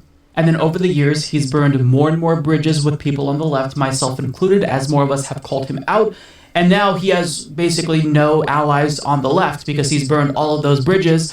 And he basically took away all plausible deniability during COVID when he went full anti-vaxxer, when he started to go on Fox News and give Tucker Carlson daily tongue baths, or I should say weekly tongue baths, because there was a moment where he was going on his program like weekly. But either way, I mean, at this point in time, I feel like you have to be very dense to not see him as an obvious right winger, or at least a useful idiot for the right. But now he's going to help you out and just admit, yeah, I think that maybe you should consider supporting Republicans. So take a look at what he says about Donald Trump and how anti-war Donald Trump was. So what were they really afraid of with Trump? They were afraid he wouldn't do this. That's what they were afraid of. They were afraid he wouldn't go along with them. Because he didn't come up in the Republican farm team. He didn't come up in the organization. He didn't have groomers, Trump. Trump didn't have donors for his whole life like everybody else. He was a donor. So he didn't owe favors like everybody else. They couldn't control him like they could control everybody. So what they did was they concocted Russiagate, red baited him for 4 straight years, and impeached him twice. To be fair, he does have a point, at least on that. Well, the point on that, but it's going to be it's just going to be the rest of it. It's not going to... Yeah. It's going to be nuts. Like, I'm going to try and give him the benefit of the doubt as much as possible, but the shit he's going to say is just not defendable. Have his mind right. So if you were the anti-war person, you should have voted for Trump and the Republicans. That's what this means. If you're pro-war, you vote for Joe Biden and the Democrats. That's trying to save abortion. That's why I voted for Biden. Hey. I mean, can't you put a little bit more effort into your fake laugh, Jimmy? Come on. Like 95% of his show is him fake laughing and his wife fake laughing at him, and it's not even convincing. Like, they're not even trying. They're like, like, you have to smile when you're laughing. That's neither here nor there. But so basically, he says Trump didn't have groomers, he didn't have donors. He was a donor. So we're going to get to the main thing about Trump being more anti-war, but I've just got to touch on that because that is so patently absurd. Donald Trump didn't have donors necessarily in the primary in 2015, but... And just so you all know, he actually tried to get Republicans to Right. donate for him. But he was so toxic in their eyes, they refused to do so. Yeah, So, exactly. Trump He pulled the did mask try. off too much. Trump did try to get donors to support him. He was just too toxic for him in their eyes. But guess what? 2020, when he was president, oh yes, he definitely had donors supporting him. Yeah. So, yeah, Trump wasn't self-funded. That's just a debunked lie. Make no mistake about it. He took big. Also, he was a corrupt piece of shit that did exactly what like corporations all them wanted. Money, and regardless of who bankrolled him, he was still obviously a shill for multi-billion-dollar companies. Remember how he flip-flopped on drug price negotiations after meeting with an industry shill? I remember that. He also questioned why they couldn't just expand Medicare to everyone and claimed that we should have healthcare for everybody before industry shills in his own party convinced him to go back in the opposite direction and take away what little health insurance Americans have, as shitty as it is. So think about that. He came into office saying we should have healthcare for everyone, and then he went in the opposite direction of taking away healthcare, trying to take away healthcare, do what he possibly can do to make sure less Americans are covered. And even if we're covered, it's not peachy keen. The insurance in this late-stage capitalist hellscape is trash. It's garbage. But, I mean, still, he's trying to undo what little progress was made, if you can even call it progress, right? But yet, all of a sudden, Jimmy Dore is claiming he was this sole actor who wasn't controlled by special interests. This is the guy who cut taxes for all rich people, and you're claiming that like he's not a shill for his donors. Come on. He also says, so if you are the anti-war person, you should have voted for Trump and the Republicans. That's what this means. If you're pro-war, you vote for Joe Biden and Democrats. Now he has up a headline on the screen from the New York Post, which says that Biden is going into Somalia. Now, if you were to be disingenuous... Now, I actually found out this because you all don't know, America for like the last 20 years has been doing like drone stuff in Somalia. Actually, no. Since I was born, America's been involved in Somalia, for crying out loud. With drones and stuff like that. So apparently, before Trump left office, they pulled out troops out of Somalia, and now Biden's reversing that. Which is not good on you, Biden. You did the right thing by leaving Afghanistan, but now you're going back into Somalia. Now, I heard something about that it might have been on the request of the Somali government. I do not know. Yeah, it's the same. Like I said, I've heard that, but I haven't confirmed it yet. But of course, Somalia is like one of the most horribly ran governments in the world, that they pretty much been having a civil war and shit for like decades. Somalia, if you remember, and I know that it's not the greatest of it, but Somalia is, let's be honest, a failed state. Yes, like one of the most failed states of all failed states in the world, for crying out loud, and that's been the case since the 90s. Like, remember like all the piracy crap they had back in the late 2000s? Yeah. It's like Somalia, guys, is, hey, you know what? As the joke that Sam Sear always did, Somalia is the ultimate libertarian paradise. Yes, it is. So yeah, Mike's gonna get into this a little bit, but if you are anti-war, like to the point that's your only issue, here's what you feel: you don't vote for either one of Trump or Biden because they're both pro-war, for crying out loud. They're neocons and neolibs. So if you care about being anti-war, yeah, you don't vote for either one of them. But you don't vote for fucking Trump and Republicans. No, they're the most warmongers of all the warmongers, for God's sake. And of course, and I already know because they're going to bring this up a lot throughout the video, I think. But like, no guys, Trump was not anti-war. Do I have to list everything? First off, as we just found out like a month or so ago, apparently Trump even considered bombing Mexico to get rid of the cartels. Think about that. Bombing Mexico. Yeah, you didn't hear about that? Yeah, no, I heard about that, and I was like, when I heard it, yeah, guys, bombing Mexico to destroy the cartels. That's war. Remember he considered overthrowing the Venezuelan government? Remember that problem back in 2019? Let's see. Remember him doing strikes on Syria multiple times? Remember that one? Do you remember him still staying in Iraq when they actually voted to kick us out? He he tried to leave Afghanistan, but in the end, we were still there in Afghanistan when he left. Biden had to finish the work. Do you remember? Yeah. He actually... I know people give Biden shit recently for arming Ukraine as Russia invades him, but just so you all know, Trump started that policy. Trump started arming Ukraine back when he was president, which is not something we wanted, for crying out loud. So that was helping instigating the shit with Russia, too. Remember all the shit he did with Iran? Remember that? Be it getting out of the Iran nuclear deal, be it assassinating Soleimani and all that crap that almost started war with Iran. Do you all remember that one? Do you remember all the... And of course, do I need to remind you all his xenophobic rhetoric against China? Remember all that?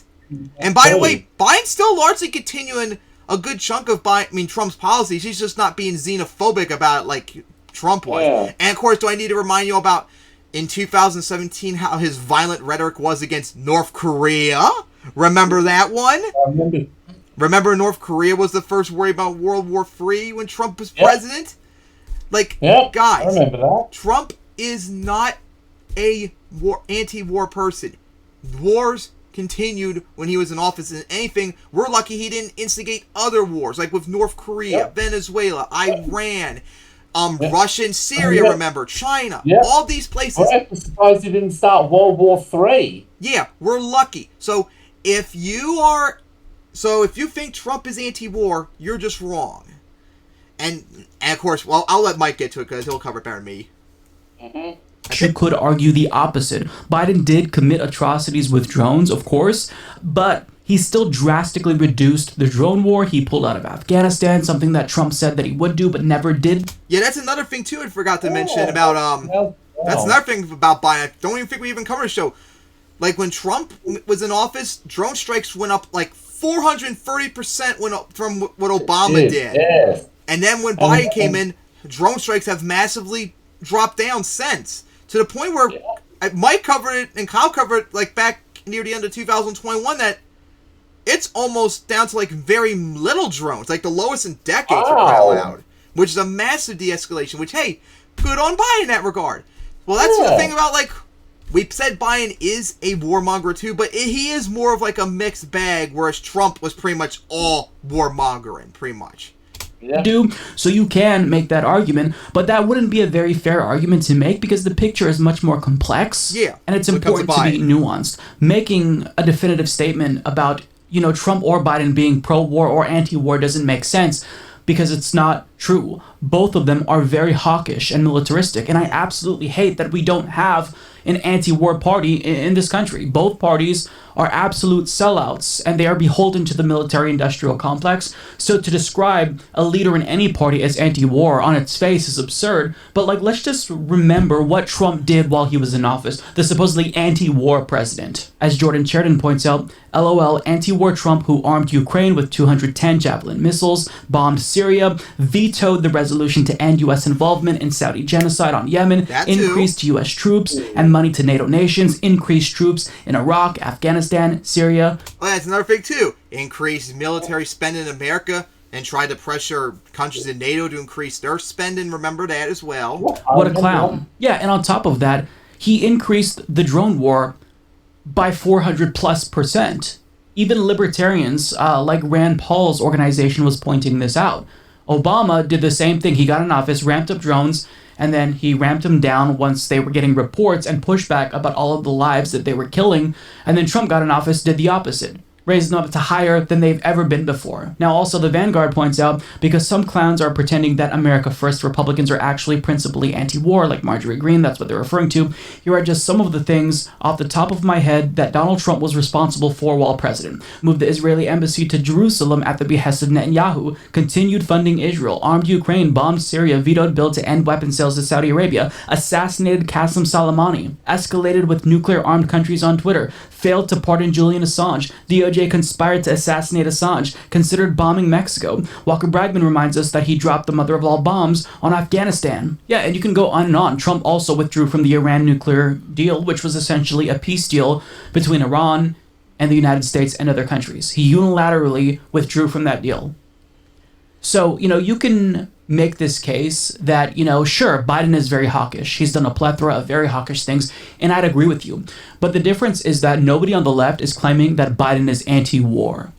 Well, to be fair, Mike, there are a lot of idiots that do say that, sadly. That would be preposterous. He's done some things that are good overall, objectively, like getting out of Afghanistan, bringing down the number of drones that the United States uses.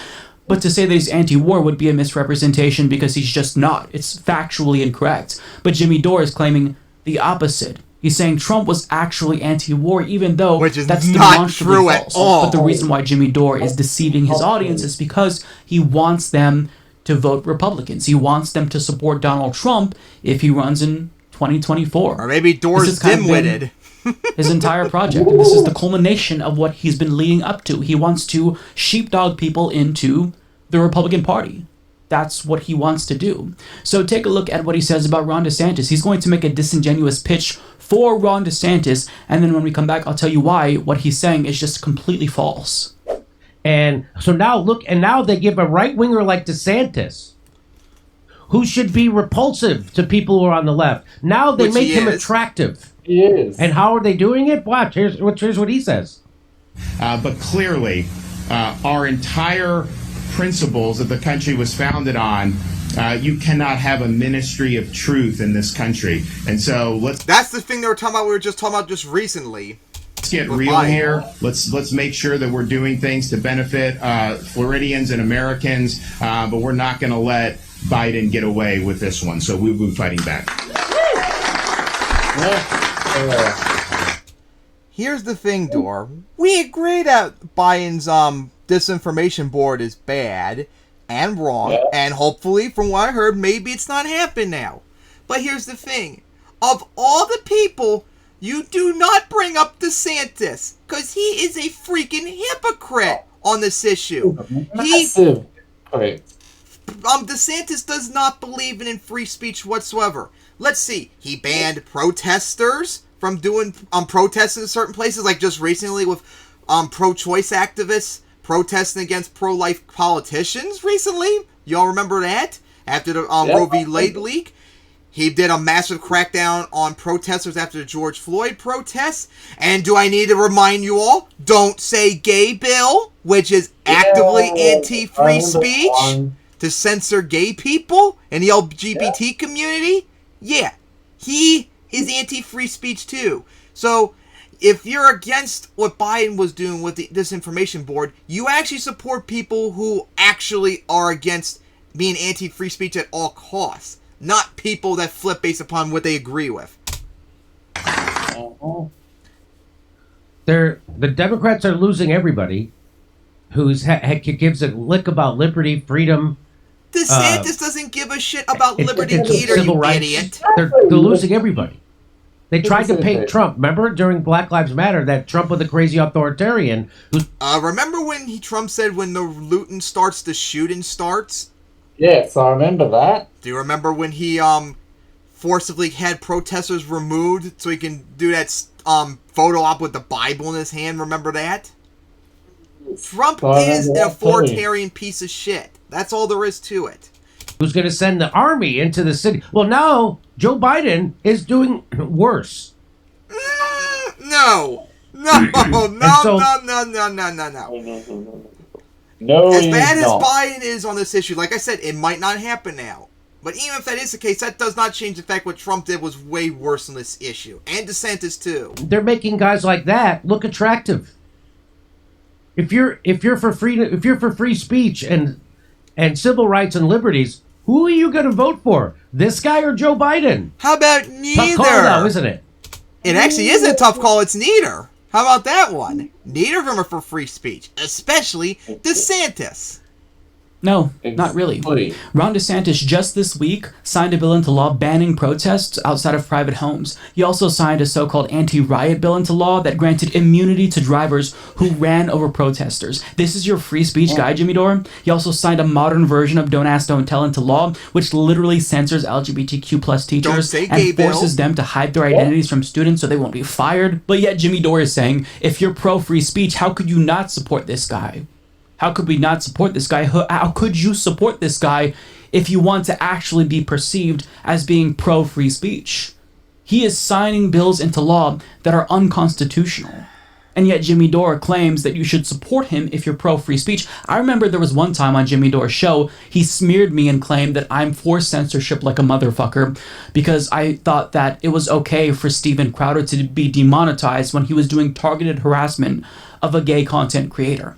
Now, Jimmy Dore, on the other hand, that's all he cares about, like the freedom of speech battleground. To be fair, though, Mike, you and a lot of lefties are way more willing to censor people that you have a problem with than I'm comfortable with. Like you guys got to concede on that one. You guys are way too willing to censor people to the point that we don't like that. It goes down to Twitter. Case, the demonetization was good. It was not censorship, but considering everything else for Crowder, well, Crowder's got. Honestly, I think Crowder said probably a lot more worse things than what he did to Mazza, too.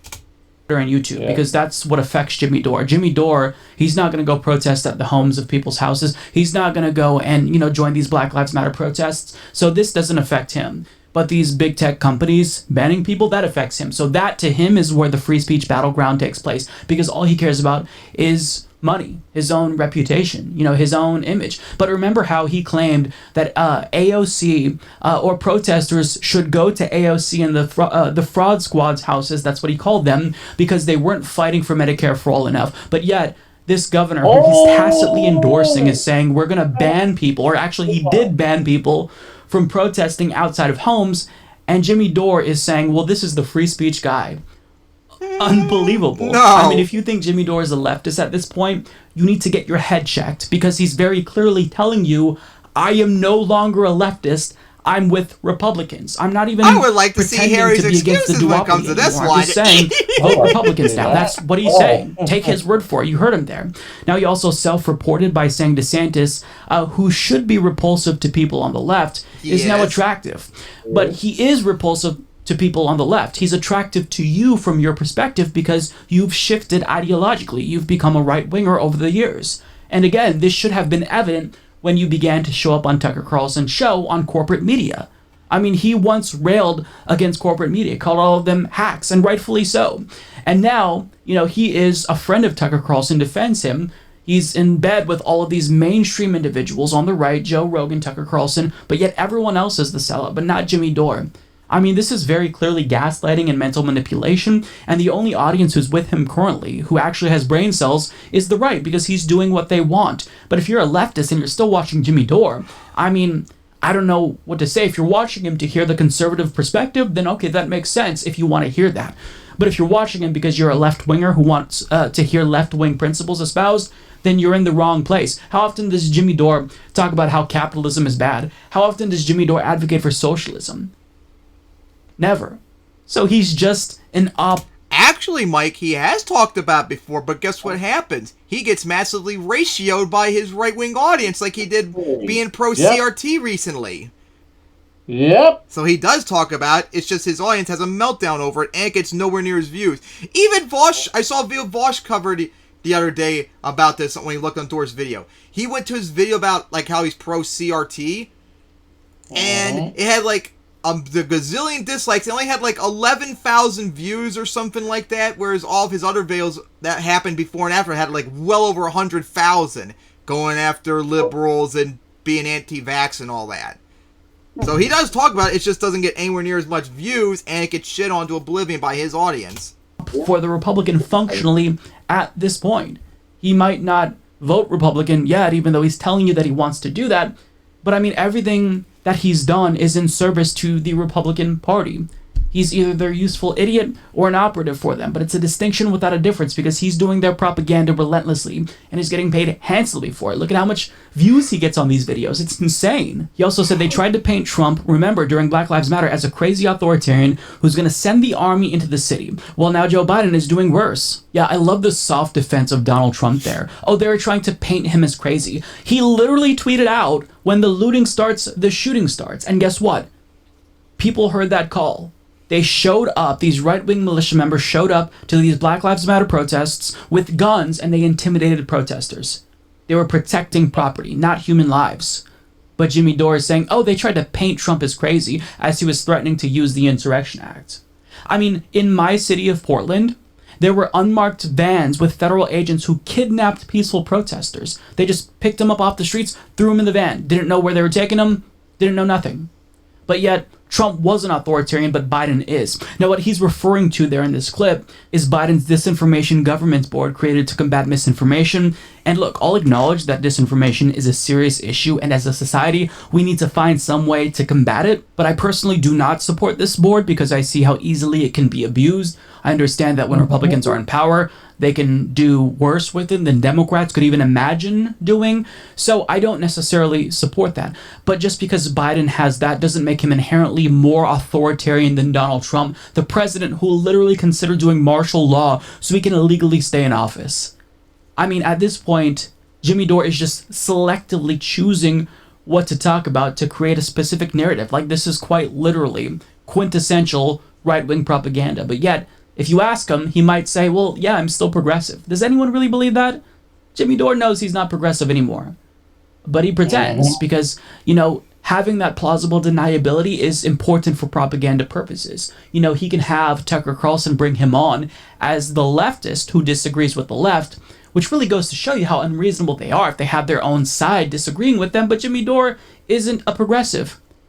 He's just a rank-and-file conservative. He agrees with them on literally everything at this point. And when he doesn't disagree with him, they bully him into compliance. He talked about critical race theory last year, and then it got massively disliked when we could still see the dislikes, and then he shut up about it after that because he had a good take on it. He actually claimed, yeah, actually it just sounds like it's teaching history and it's not that big of a deal. His audience ripped him a new asshole, and then he shut the fuck up about it because he's been captured by his right-wing audience that he's been cultivating for years. So shout out to Nitsky89 for coming up with these clips.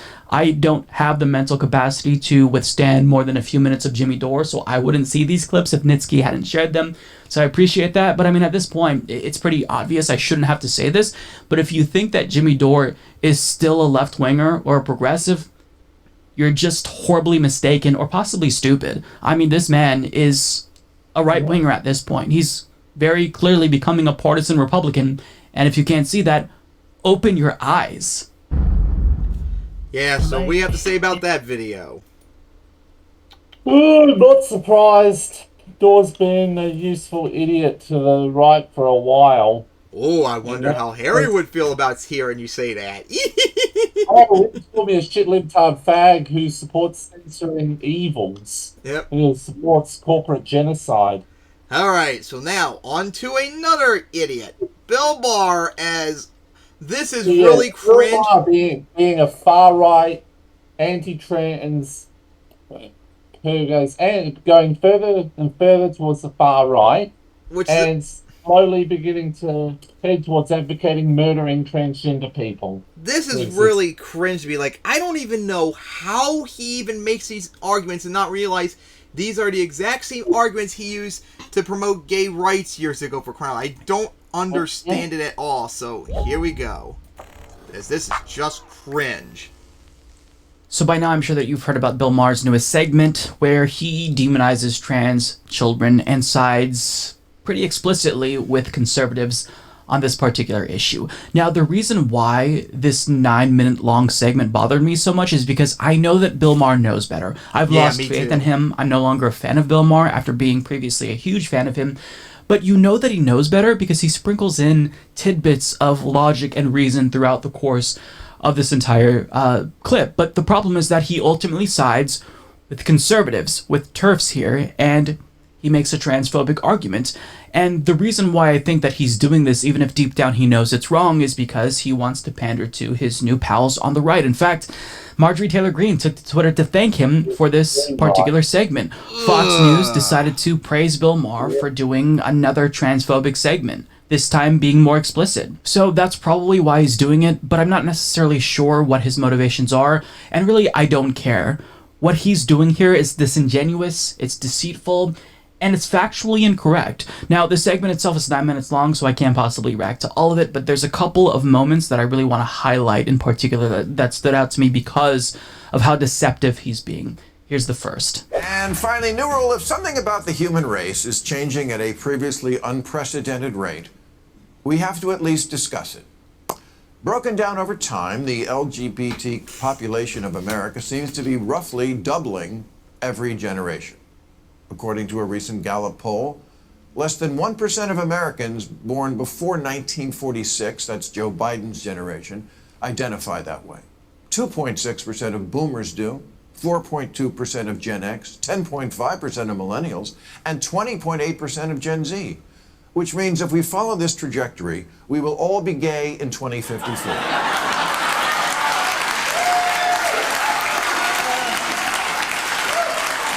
Idiot. That is literally the exact argument. Impossible. That's the exact argument homophobes and Christian fundamentalists used back in your day, Bill, when you destroyed them to promote gay rights, that everyone's going to become gay. Like, how do you not realize that? Like, come on. Because he's gotten old, rich, and elitist, and he's now drifting towards the far right of hating everyone who isn't him. I don't even probably even believe that number of Gen Z being 20%, some relation to LGBT. That seems like way too high. What about you? 5%? Yeah, definitely. 10%? Yeah, I can see 10%. Yeah, I've seen most Not stats. high enough. Most stats I've seen, like 90% of society is heterosexual, and then 10% like homosexual, and then like 1% of that's being like trans in some way or something like that. That's the numbers I've usually seen over like the last 10 plus years. I find that hard to believe Gen Z being 20% LGBT. Unless maybe there's more bi in there too, because there are a lot of bisexuals that can go either way too, a lot of ways. Some exclusive, some go any way. That's like the only way I could see it being that higher, because I don't think like up to 20% of the population is that high. Although, like, of course, Mike's going to bring this up too, but the reason why the percentage of people being more identifying as LGBT is going up because society is more supportive of them. That's why. That's why the number's going up. Because back then, like the silent generation, most society back then did not support gays and trans, for example. They would literally kill you if you came out as such. That's why they're quiet about it. Whereas Gen Z and millennials, we live in a society that accepts them for who they are. So they're more open about it. And I don't even believe that in Gen Z number. I don't think it's going to get past the millennial number. I really don't. Eventually there'll be a peak where it's going to peak. It's not going to go any higher because people finally just acknowledge who they are. We're just starting to see the actual number. Eventually we're going to get to the real number, and it's going to stay that way. And then who's going to... And also, no. Even if people become more accepting of the LGBT community, does not mean everyone's going to be all 100% gay either. Like, that's so stupid. Buy this chair. That's a far right hate argument. I'm just saying that when things change this much, this fast, people are allowed to ask, what's up with that? So, first of all, he sounds the alarm about how many people are identifying as LGBTQ+. Now, the only reason why you think that this is bad is if you think that being gay or being trans is bad. It's an argument rooted in homophobia, because, oh my god, if more people are gay, that's very clearly bad, right? But ask yourself why this is happening. Is being LGBTQ+ some sort of contagious disease, or is it the case that times are changing, and society is changing, and each subsequent generation is getting more and more accepting and affirming of their LGBTQ+ peers, therefore, gay and trans people really don't feel the need to hide in the closet. I mean, we know that he knows this argument, because later on in the segment he says, yes, obviously it's the case that, you know, society's becoming more accepting, but yet he still plays dumb and makes it seem as if, oh my god, what's going on here? Well, we can look back to history to explain this current moment, the history of left-handedness, and you've seen this chart before if you've watched my content. So between the 1880s and the 1900s, the rate of left-handedness was going down. Now let's just pause for a moment right there. Why was the rate of left-handed people going down? Well, it was because society was demonizing people who were left-handed. Not only was it inconvenient to specifically manufacture tools for left-handed people, that was just an extra cost for a small percentage of the population, but there were also individuals who were extremists, and they ascribed actual supernatural traits to left-handed people. They were seen as being evil, demonic. Yeah, for all of you who don't know, like 5% of the world's 5% of people are left-handed, where they primarily use their left hand for stuff, whereas 95% of people are right-handed. I'm also one of those left-handed people group, believe it or not, even though I do both. I'm left-handed too. Hey, we're both in the small minority, even though, for me, I do both things with left or right hand, so I'm really curious about how I'm on the left-hand group. But yeah, guys, we're very rare individuals. Like, I'm not exactly sure what caused us to be more left or right-handed. Maybe you probably know more about it, since that sounds like more into your category, ain't it? I'm not entirely sure myself. But yeah, guys, for all of you who don't know, even up to like 100 years ago, being left-handed was considered like demonic and evil and stuff like that. And like religious fundamentalists in society would punish people who are left-handed to, on one hand, like beat them until they start using their right hand to the point till they start just doing it by default instead of just being what they naturally are, left-handed, or they'll go all the way up and just kill you. Like, think about that, guys. Beating you or killing you just because you have a certain preference of which hand is your primary hand. That's how insane this is. And that's how it is for the obsession with LGBT rights of them going up. There's nothing wrong with either one, so get over it. And doing witchcraft. So people were afraid to come out and be themselves and use their left hand. Therefore, they kind of went into the closet. But slowly but surely, times began to change. So let's go back to that chart. Left-handedness increased by 2% between 1900 and 1920. However, between 1920 and 1940, when things really started to change, culturally speaking, well, the number of left-handed people exploded in the same way that the number of LGBTQ plus people is exploding right now. And that graph shows it going all the way up to 10% of people being left-handed by 1940. Which is double what normally it is. It's like 95% being right-handed, 5% being left. So that's a little weird. But as of the 1960s, the number of left-handed people plateaued. Oh, yeah, there we go. So by 1960, the number plateaued at 12%, and all the way up to 2000 stayed the same. So maybe it's 90-10, actually. But yeah, guys, once there's going to be... What we're experiencing right now is just people being accepted for who they are, and they're being honest about it. Eventually, it's going to hit a plateau, and it's not going to rise. Just like what shows right here for left-handed people in America by the last 60 years or so. It hasn't changed. And we just found out the true number of left-handed people. It's about 12% of the population. And the reason why we found out that true number was because left-handed people, they were no longer demonized. Now, we're in that 1920 to 1940 period right now for LGBTQ plus people. As more and more people feel comfortable being themselves, the numbers will go up. But eventually it will plateau, and we'll find out the true number of LGBTQ plus people. To suggest, and he was being facetious here, but to suggest that at the rate we're going, everyone will be gay by 2050 or something, I mean to say that you're stupid. And he's saying this being half serious, but he knows that right-wingers have made this argument, but unironically. So he's pandering to them. Like, Bill, you know better. You know damn well. I've seen you make fun of Christian fundamentalists and homophobes for making this argument about it. The more gay people there are, everyone's going to be gay. Like, you know damn well you've destroyed these arguments. And I have them in my favorites, too. You back in the 2010s destroying these people. So why are you using their argument now? Like, come on. Again. So obviously it's the case that people are going to come out if it's no longer demonized, if being trans or gay isn't as stigmatized. But Bill Maher plays dumb here because he wants to appeal to his reactionary audience. Here's another clip. And it's okay to ask questions about something that's very new and involves children. The answer can't always be that anyone from a marginalized community is automatically right, trump card, mic drop, end of discussion. Because we're literally experimenting on children. Oh my Maybe that's why God, Sweden not and this Finland again. have stopped giving puberty blockers to kids. Because we just don't know much about the long-term effects. Although common sense should tell you that when you reverse the course of raging hormones, there's going to be problems. Bill, come We do know on. We had to, it hinders the development do of we bone really have to density, go for this which is crap kind like of we had to important go if with you like Rogan having a last skeleton. week? Come on. Yes, we have to. Fertility and the ability to have an orgasm seem also to be affected. This isn't just a lifestyle decision, it's medical. Weighing trade-offs is not bigotry. Yet when a book questioning the sudden uptick in transitioning children was released, a trans lawyer with the ACLU named Chase Strangio tweeted, "Stopping the circulation of this book and these ideas is 100% a hill I will die on." How very civil liberties of him. Chase, by the way, has just been named one of the grand marshals of this year's New York City Pride March, along with 3 other trans people and a lesbian. What's missing here? Oh, right, a gay man.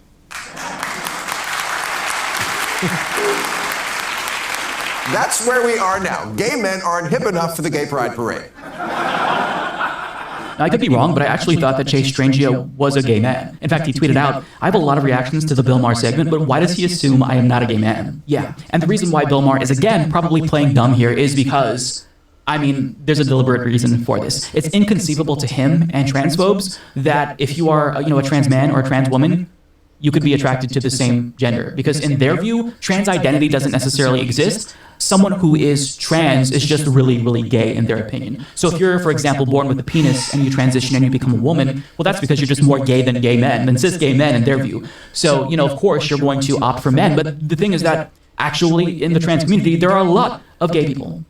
A lot of gay people. But the reason why they say this, and J.K. Rowling says this as well, is to basically delegitimize the existence of trans people. Maybe you're not trans, maybe you're just gay. And he says this pretty explicitly. For example, maybe the boy who thinks he's a girl is just gay. Or whatever Fraser was.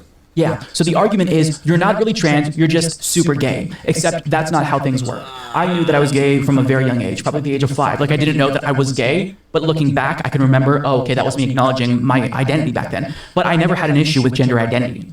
I had an issue with my sexual orientation, right? Or I didn't have the issue myself per se, but society had an issue with that. But what transphobes want to do is muddy the waters and blend gender dysphoria and, gender identity and sexual orientation. But these are different things. Just because somebody is trans doesn't mean that they can't be attracted to their same gender. But the reason why people like Bill Maher do this is to delegitimize trans existence. Now, he also said that Finland and Sweden banned puberty blockers. Now, we can look to Finland and Sweden for a lot of things. I love that they have more worker protections, a higher social safety net. I like that they have healthcare for everyone. But just because they get a lot of things right doesn't mean that they're incapable of getting things wrong. And in this instance, they got it really, really wrong. Giving puberty blockers to your child, having your kid socially transition, this is a decision that is made with the child, their doctor, and the parent. And not everyone is going to choose to make this choice for their child. Not every child who's trans or gender nonconforming will want to actually do this. But it's really important that they have that choice. And it's astonishing that I have to explain this when we're all talking about the pro-choice argument again. This is a decision that is made between the kid, the parent, and their doctors. Now, to suggest that puberty blockers should be banned across the board, he says, well, look, there are side effects. And he's correct. There are some long-term side effects. But he's not looking at the entire picture. So the Mayo Clinic explains that side effects include weight gain, headaches, there's other potential side effects with respect to fertility issues, but there are positives. It could improve mental well-being, reduce depression and anxiety, and even reduce thoughts or actions related to self-harm. And in order to get puberty blockers, an adolescent must have a history of intense gender dysphoria. So you're not just going to go into a doctor on a Tuesday and say, hey, my kid just said they're transgender, where's the puberty blockers? That's not what's actually... that is another common, transphobic argument that they just... Yes, but also because kids start puberty early, especially girls. Okay, so for girls, I think it's highly increased risk of breast cancer, of various cancers. I think fertility issues was also a potential one as well. And I think I have to look into it more for guys, but I think they've got it wouldn't surprise me if prostate cancer or something was a much higher risk. Yeah, guys, that's puberty blockers maybe being useful for people that go through puberty earlier, so we can hold off a little bit to when they're supposed to have it, like when they're 12, 13, 14 or so, for crying out loud. And guys, it's not people when they do the puberty blocker stuff. It's not like as Mike said, oh, my kid's trans, let's do it now. It's a long-term process that involves parental consent, confirmation shit from doctor and all that. It's a very long-term process, and if they want to get off it, they can get off it just like that. It's not like something you could just do on a whim, and it's not like this process that once you do it, it's irreversible. It is reversible, and it's not on a whim either. That's just your ignorance. Happening. It's a very complex thing, and there's history there. There's medical history. There's, therapy. And as Mike pointed out too, there are positives for going on hormone blockers. Puberty blockers. How about that one? You only talk about the bad, but you don't talk about the good. Sessions involved. This is a complicated thing that a doctor, a parent, and a child is going to agree upon.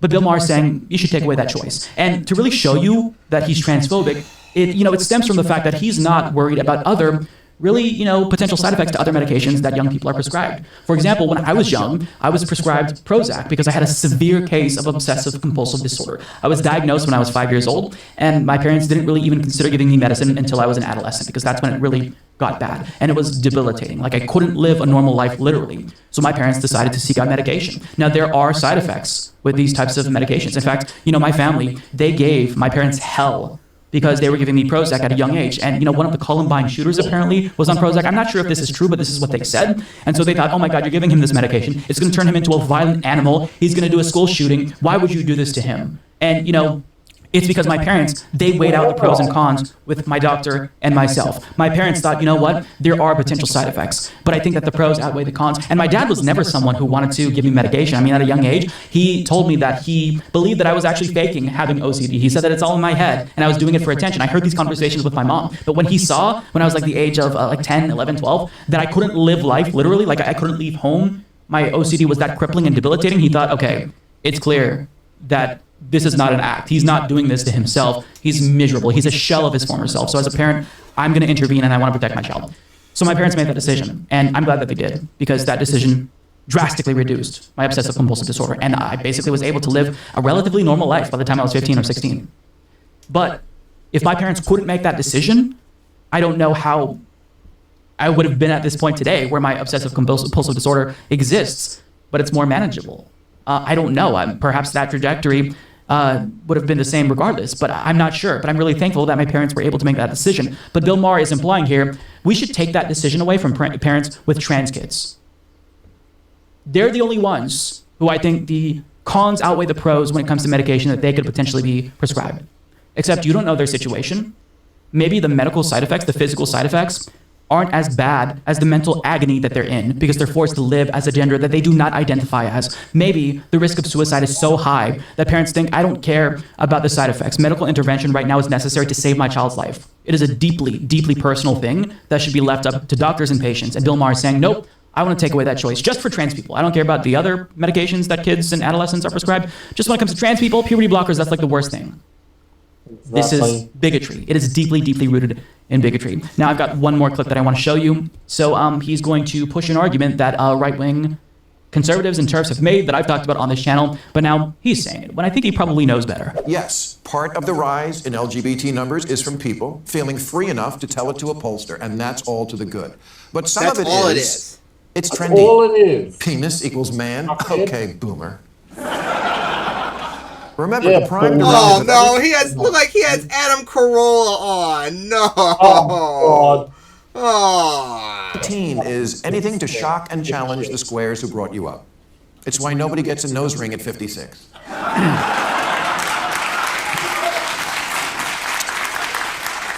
And if you haven't noticed that with kids, doing something for the likes is more important than their own genitals, you haven't been paying attention.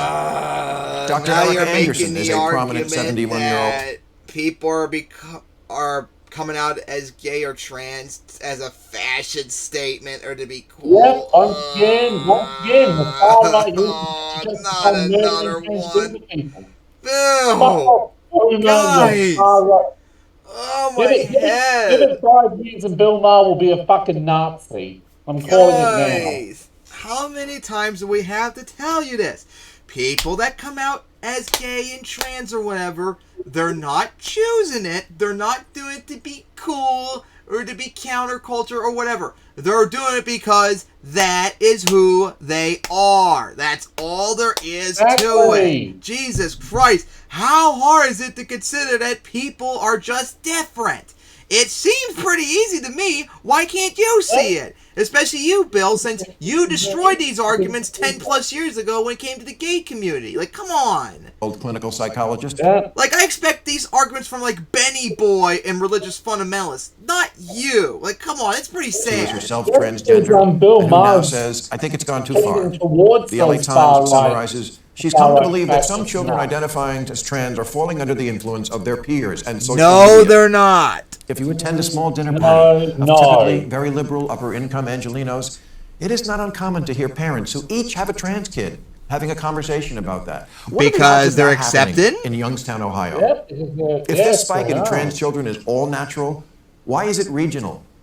Because Ohio is shaming. I'll tell you why. Because the one case you said California, the other place you said it was Ohio. California is like one of the most liberal states in the country. Of course it's going to be more likely in California. No shit, because they're accepting them for who they are. Ohio, on the other hand, is much more right-wing, and they're more likely to beat or kill you if you come out as gay or trans. That's why. Them or California is creating them. Now he's doing the anti-California crap. It's like Now, that day come we on, suddenly all really? needed bottled water all the Now he's time. going to be a Republican. Now, he wants. He's, as I said, he's becoming a Republican. You're a Californian too, Bill. Come on. If we can't admit that in certain enclaves there is some level of trendiness to the idea of being anything other than straight, then this is not a serious science-based It's discussion. not because It's a blow it's being struck in the trendy. culture wars using children as cannon fodder. Oh my Okay, first of all, Bill, who's that's pushing what you this guys as a are culture doing. war issue, Bill? Gender affirming Exactly. care for trans youth is something that has existed basically everywhere in this country for quite some time until conservatives decided to make this an issue and start banning it in various states. And they're the ones using kids as a political football, as political fodder, not the parents who are seeking out care for their trans children. The fact that he said that is so disgusting. Now, also, if there's less trans kids in Ohio than there are in California, I mean, is it trendy? I mean, culture varies. Some states are going to be more accepting than other states. The fact that he would say this, but also concede the fact that, societal acceptance also is going to weigh in here. It shows you that he knows better, and he's just being deceitful, purposefully so. He's being purposefully obtuse to appease his right-wing audience, and it's really disgusting to see. Now, finally, he makes this claim that is so infuriating because he says it's trendy, right? He even cites a trans psychologist who says, look, we've gone too far. Okay, listen.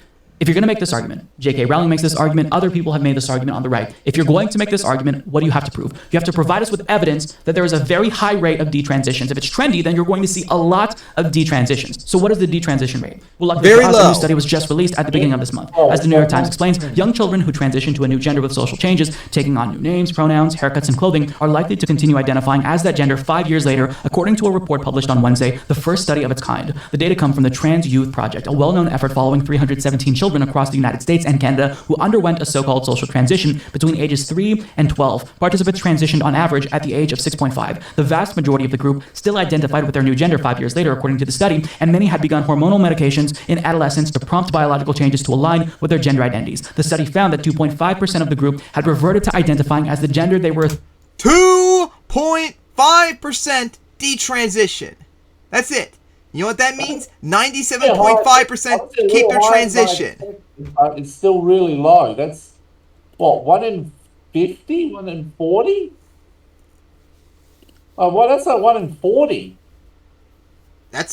I'm not sure, but it's only 2.5% of these groups detransition. 97.5 kept their transition. So no, they're not transitioning because it's trendy and cool. They're doing it because that's who they are. Assigned at birth. In other words, the overwhelming majority of trans children in the first long-term study like this, they are trans. It's not a trend. The detransition rate is 2.5%. 2.5%. So where's the rampant detransitions that suggest that this is trendy? Oh, don't worry, Mike. Conservatives and transphobes will find enormous, all these examples all over the place. You know that. Children grow out of being trans who showed signs when they were very young. If you talk to adult trans people, they say they showed signs at a very young age, sometimes the ages of 2 or 3. So Bill Maher is saying, wow, it's trendy. Maybe it's societal, maybe it's innate in some instances, but you've got to admit there's a portion of it that's trendy. Okay, let's just claim that the 2.5% who detransitioned are doing it because of trendiness. Well, it doesn't seem like a very rampant issue. It seems like it's statistically insignificant. And to even say that it's trendy is incredibly stupid because trans people currently are fighting to survive. It is demonized in every state, even blue states. I mean, it's not necessarily going to be stigma-free if you come out as trans. So how is it trendy? I mean, to say this is incredibly out of touch and stupid. Like, you don't know what trans people go through, but yet you say it. It's the other stupid argument that we've been covering for like the last several months now. These people still think that being gay is a choice and that it's being trendy. Guys, it's not good. Well, no. Being gay in America is still not a good thing, a good place to be, because there's still a lot of homophobia in this country. And if you think that's bad for being gay, for being trans, it's way worse, for God's sake. So even if, hypothetically, people did choose to be gay or choose to be trans, one, who cares? Let people do what they want, but more importantly, their lives will be worse because they have to deal with discrimination they otherwise would not have to deal with if they were heterosexual. Like, stop spewing this stupid argument that people are choosing to be this. They're not. They're just being who they are. No one would choose to be oppressed and discriminated, unless, of course, you're Jesse Lee Pearson or Dave Rubin, but those are two examples. Or Candace Owens. Yes. But Bill Maher, he knows better. And yet he still says this anyway because he's too far gone now. When you're rich and you're out of touch and you surround yourself with people who just affirm your bad beliefs, then yeah, that's going to happen. And he had like Adam Carolla on the panel with him, who is a massive conservative. So, this is Bill Maher now. He's knowingly lying at the behest of his right-wing pals just so he can score some brownie points with them, I guess. I mean, I don't know why he's doing this either way. It's disgusting, and he knows he's lying. And, I hope that he can live with himself, because what he's doing is demonizing an entire community that currently is just fighting to survive, but the right is making that really, really difficult. In Texas, for example, any parent who seeks out gender-affirming care for their child is going to be investigated as if they're child abusers. Bill Maher could focus on that, but instead he's focusing on the trendy trans people who transition and detransition all the time, as if this is some sort of a widespread phenomenon. No, it's disappointing, but not surprising for Bill Maher at this point. Oh my God! All right, so what do you have to say about that? It's not no surprise. No surprise. As I said, he's slowly moving towards the far right, along with his buddies like Rogan and that, who want to kill gay and trans people for existing. Like, guys, there's nothing wrong with being gay or trans. Just accept it for what it is and just move on with your day. Because I'm getting tired of having to keep covering this literally every single episode because you guys won't accept how people for being who they are. Oh my God. Now, finally, let's get back into something actually good. Gamers? Game developers getting union victory? What? Something very good in the video game industry for once? I haven't seen this video yet from David Dole. Let's see what this is all about. It feels like the only consistently good news we are getting nowadays is the continued unionization of workplaces. And we are now seeing more of that in a new industry that up to this point has been largely untouched by organizing workers. So this is now the second successful union vote in under a year. I will show you what the first one was. I will show you what this big one is. And I will also discuss the company that, of course, was trying to stop this effort and what they did to try and stop it. But more on that later. So first, in a 19-3 vote, QA workers, quality assurance workers at Raven Software have voted in favor of unionizing, becoming the first major gaming union in North America. Now, the actual first place to unionize in this industry, in North America at least, was Vodio Games. So late last year, they voted to unionize. They have 13 employees, so a small workplace here. Management voluntarily recognized the union. This is apparently a great place to work. They treat their employees with respect, and you can see that just by them voluntarily, accepting this and not trying to fight it like every large company is doing with these recent union votes, be it Starbucks, be it Amazon, be it Activision Blizzard, as I'll get to. Now, in terms of why this vote is so massive, Raven Software is owned by Activision Blizzard, one of the largest gaming companies in the world, that is now being acquired by Microsoft.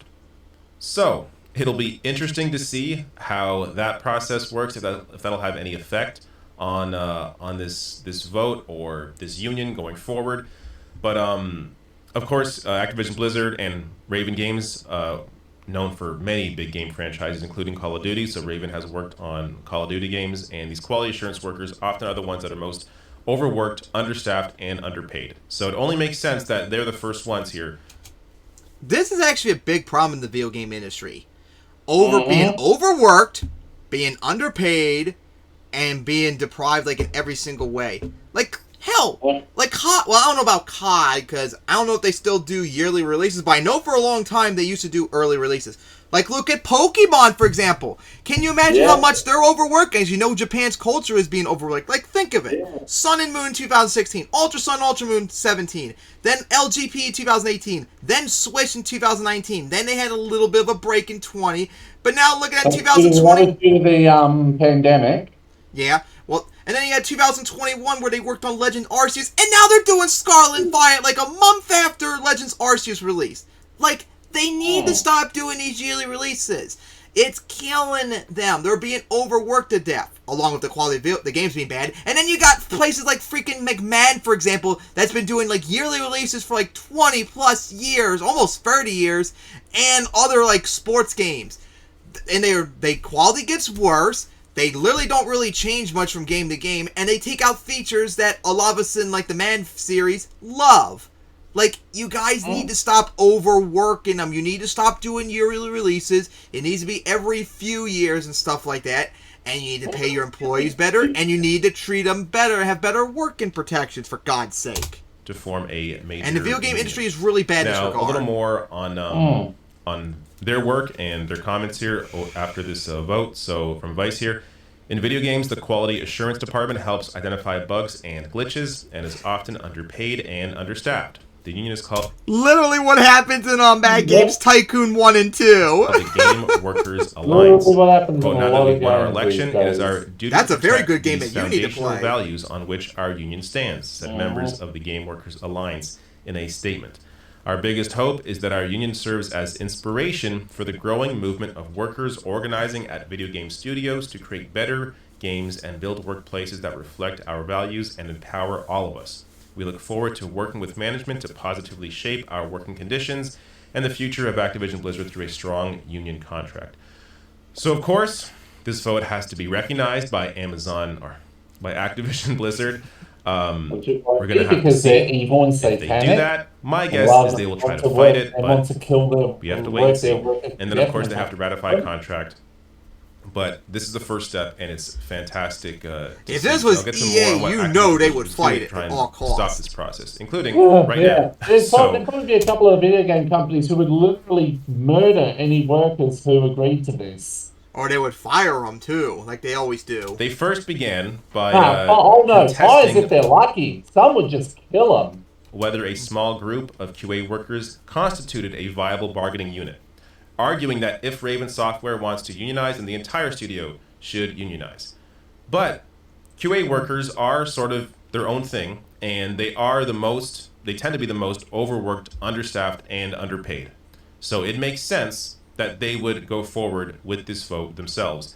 And the NLRB agreed, ruling in the workers' favor, setting up the vote that was ultimately successful. Now, in terms of what else Amazon did, they hired a union-busting firm about a year ago to try and thwart any effort to unionize. You're seeing a lot more companies try and do this now. No surprise. As they are seeing what is happening at places like Starbucks, Amazon.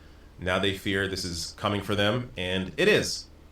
So ultimately, it makes sense for them, for these executives to want to protect their own wealth, their own interests. But even apart from that, I think it benefits them to accept these workers, to allow them to unionize. When you have happy workers, your company is likely to be a lot more efficient, more effective, and just a more desirable place. So to try and stop any effort like this, all you are doing is hurting the workers, hurting the morale, which ultimately will hurt, I think, the end product. But there's more of this from Activision Blizzard, so they also sent out emails trying to fearmonger about union efforts. So Activision executive to organizing workers, please don't unionize. So going on to fearmonger, warning workers about the vague consequences of unionizing. And guess who sent this email? A former Trump administration official.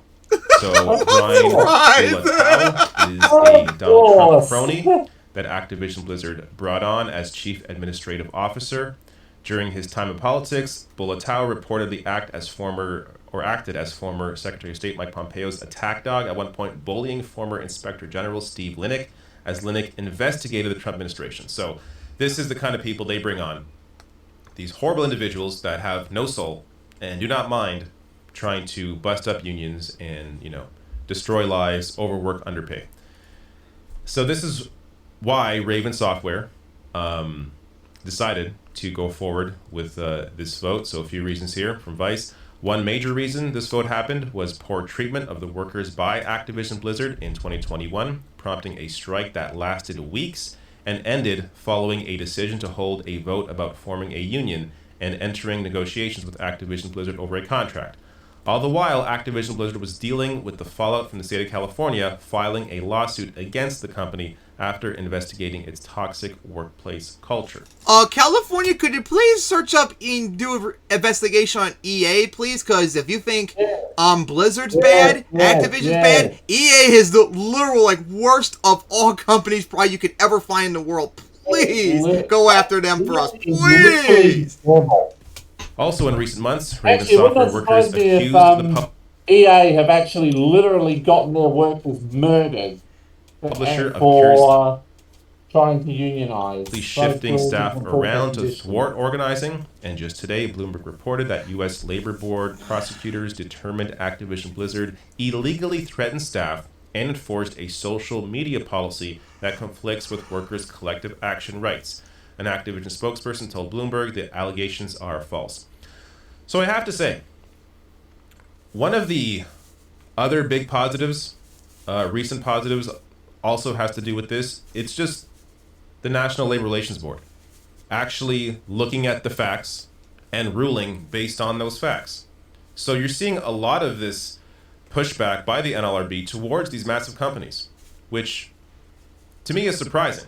I mean, generally, government and corporations work hand in hand, but you're actually seeing here the NLRB do their job, look at the facts, and realize what these corporations are doing to these employees. So fantastic, and again, amazing to see Raven Software be successful in this vote. One last thing. This is indeed a trend. So from protocol here, most game developers think the industry should unionize. New survey says so. Every year, they EA just hold died a a little survey. on the inside The hearing annual that. GDC survey shows the steady growth of the industry's labor movement. So every year, this has been growing. More and more game developers see the benefits, see the need to unionize. So the vote in support of it is now at 55% compared to the year before at 51%. Awesome. This, this is a workers, a nationwide thing. They're seeing workers in all different industries, be it places like Starbucks, places like Amazon, other workplaces. They're seeing this increased desire to unionize. They're seeing the news about this happening. They're seeing these strikes Probably going on. one of the very few things COVID did that was positive. And recognizing that, hey, as a massive industry that is largely untouched by organized labor, maybe this is something worth exploring. So now with 2 successful votes in less than a year, I think we are going to see a lot more of this, and that is just good news. So yeah, what do you got to say about that awesome news? Hopefully they unionize everywhere. That would be so based, especially looking at you, EA, with angry eyes. Oh, I would love to see you get taken down a peg. Bad enough, let's see, kill... Taking down all the pegs, actually. Yep, all of them. Let's see. Would like to see you get taken down a peg for killing Madden, SimCity, Spore, Command & Conquer. Oh, it'll be so joyful to see you suffer. So, hopefully they succeed and continue the rise of unions everywhere. Alright, everybody. After over 2 hours, we're finally going to wrap up the episode here. So, see you guys next time in June for episode 51. So, see you guys next time. See you next time.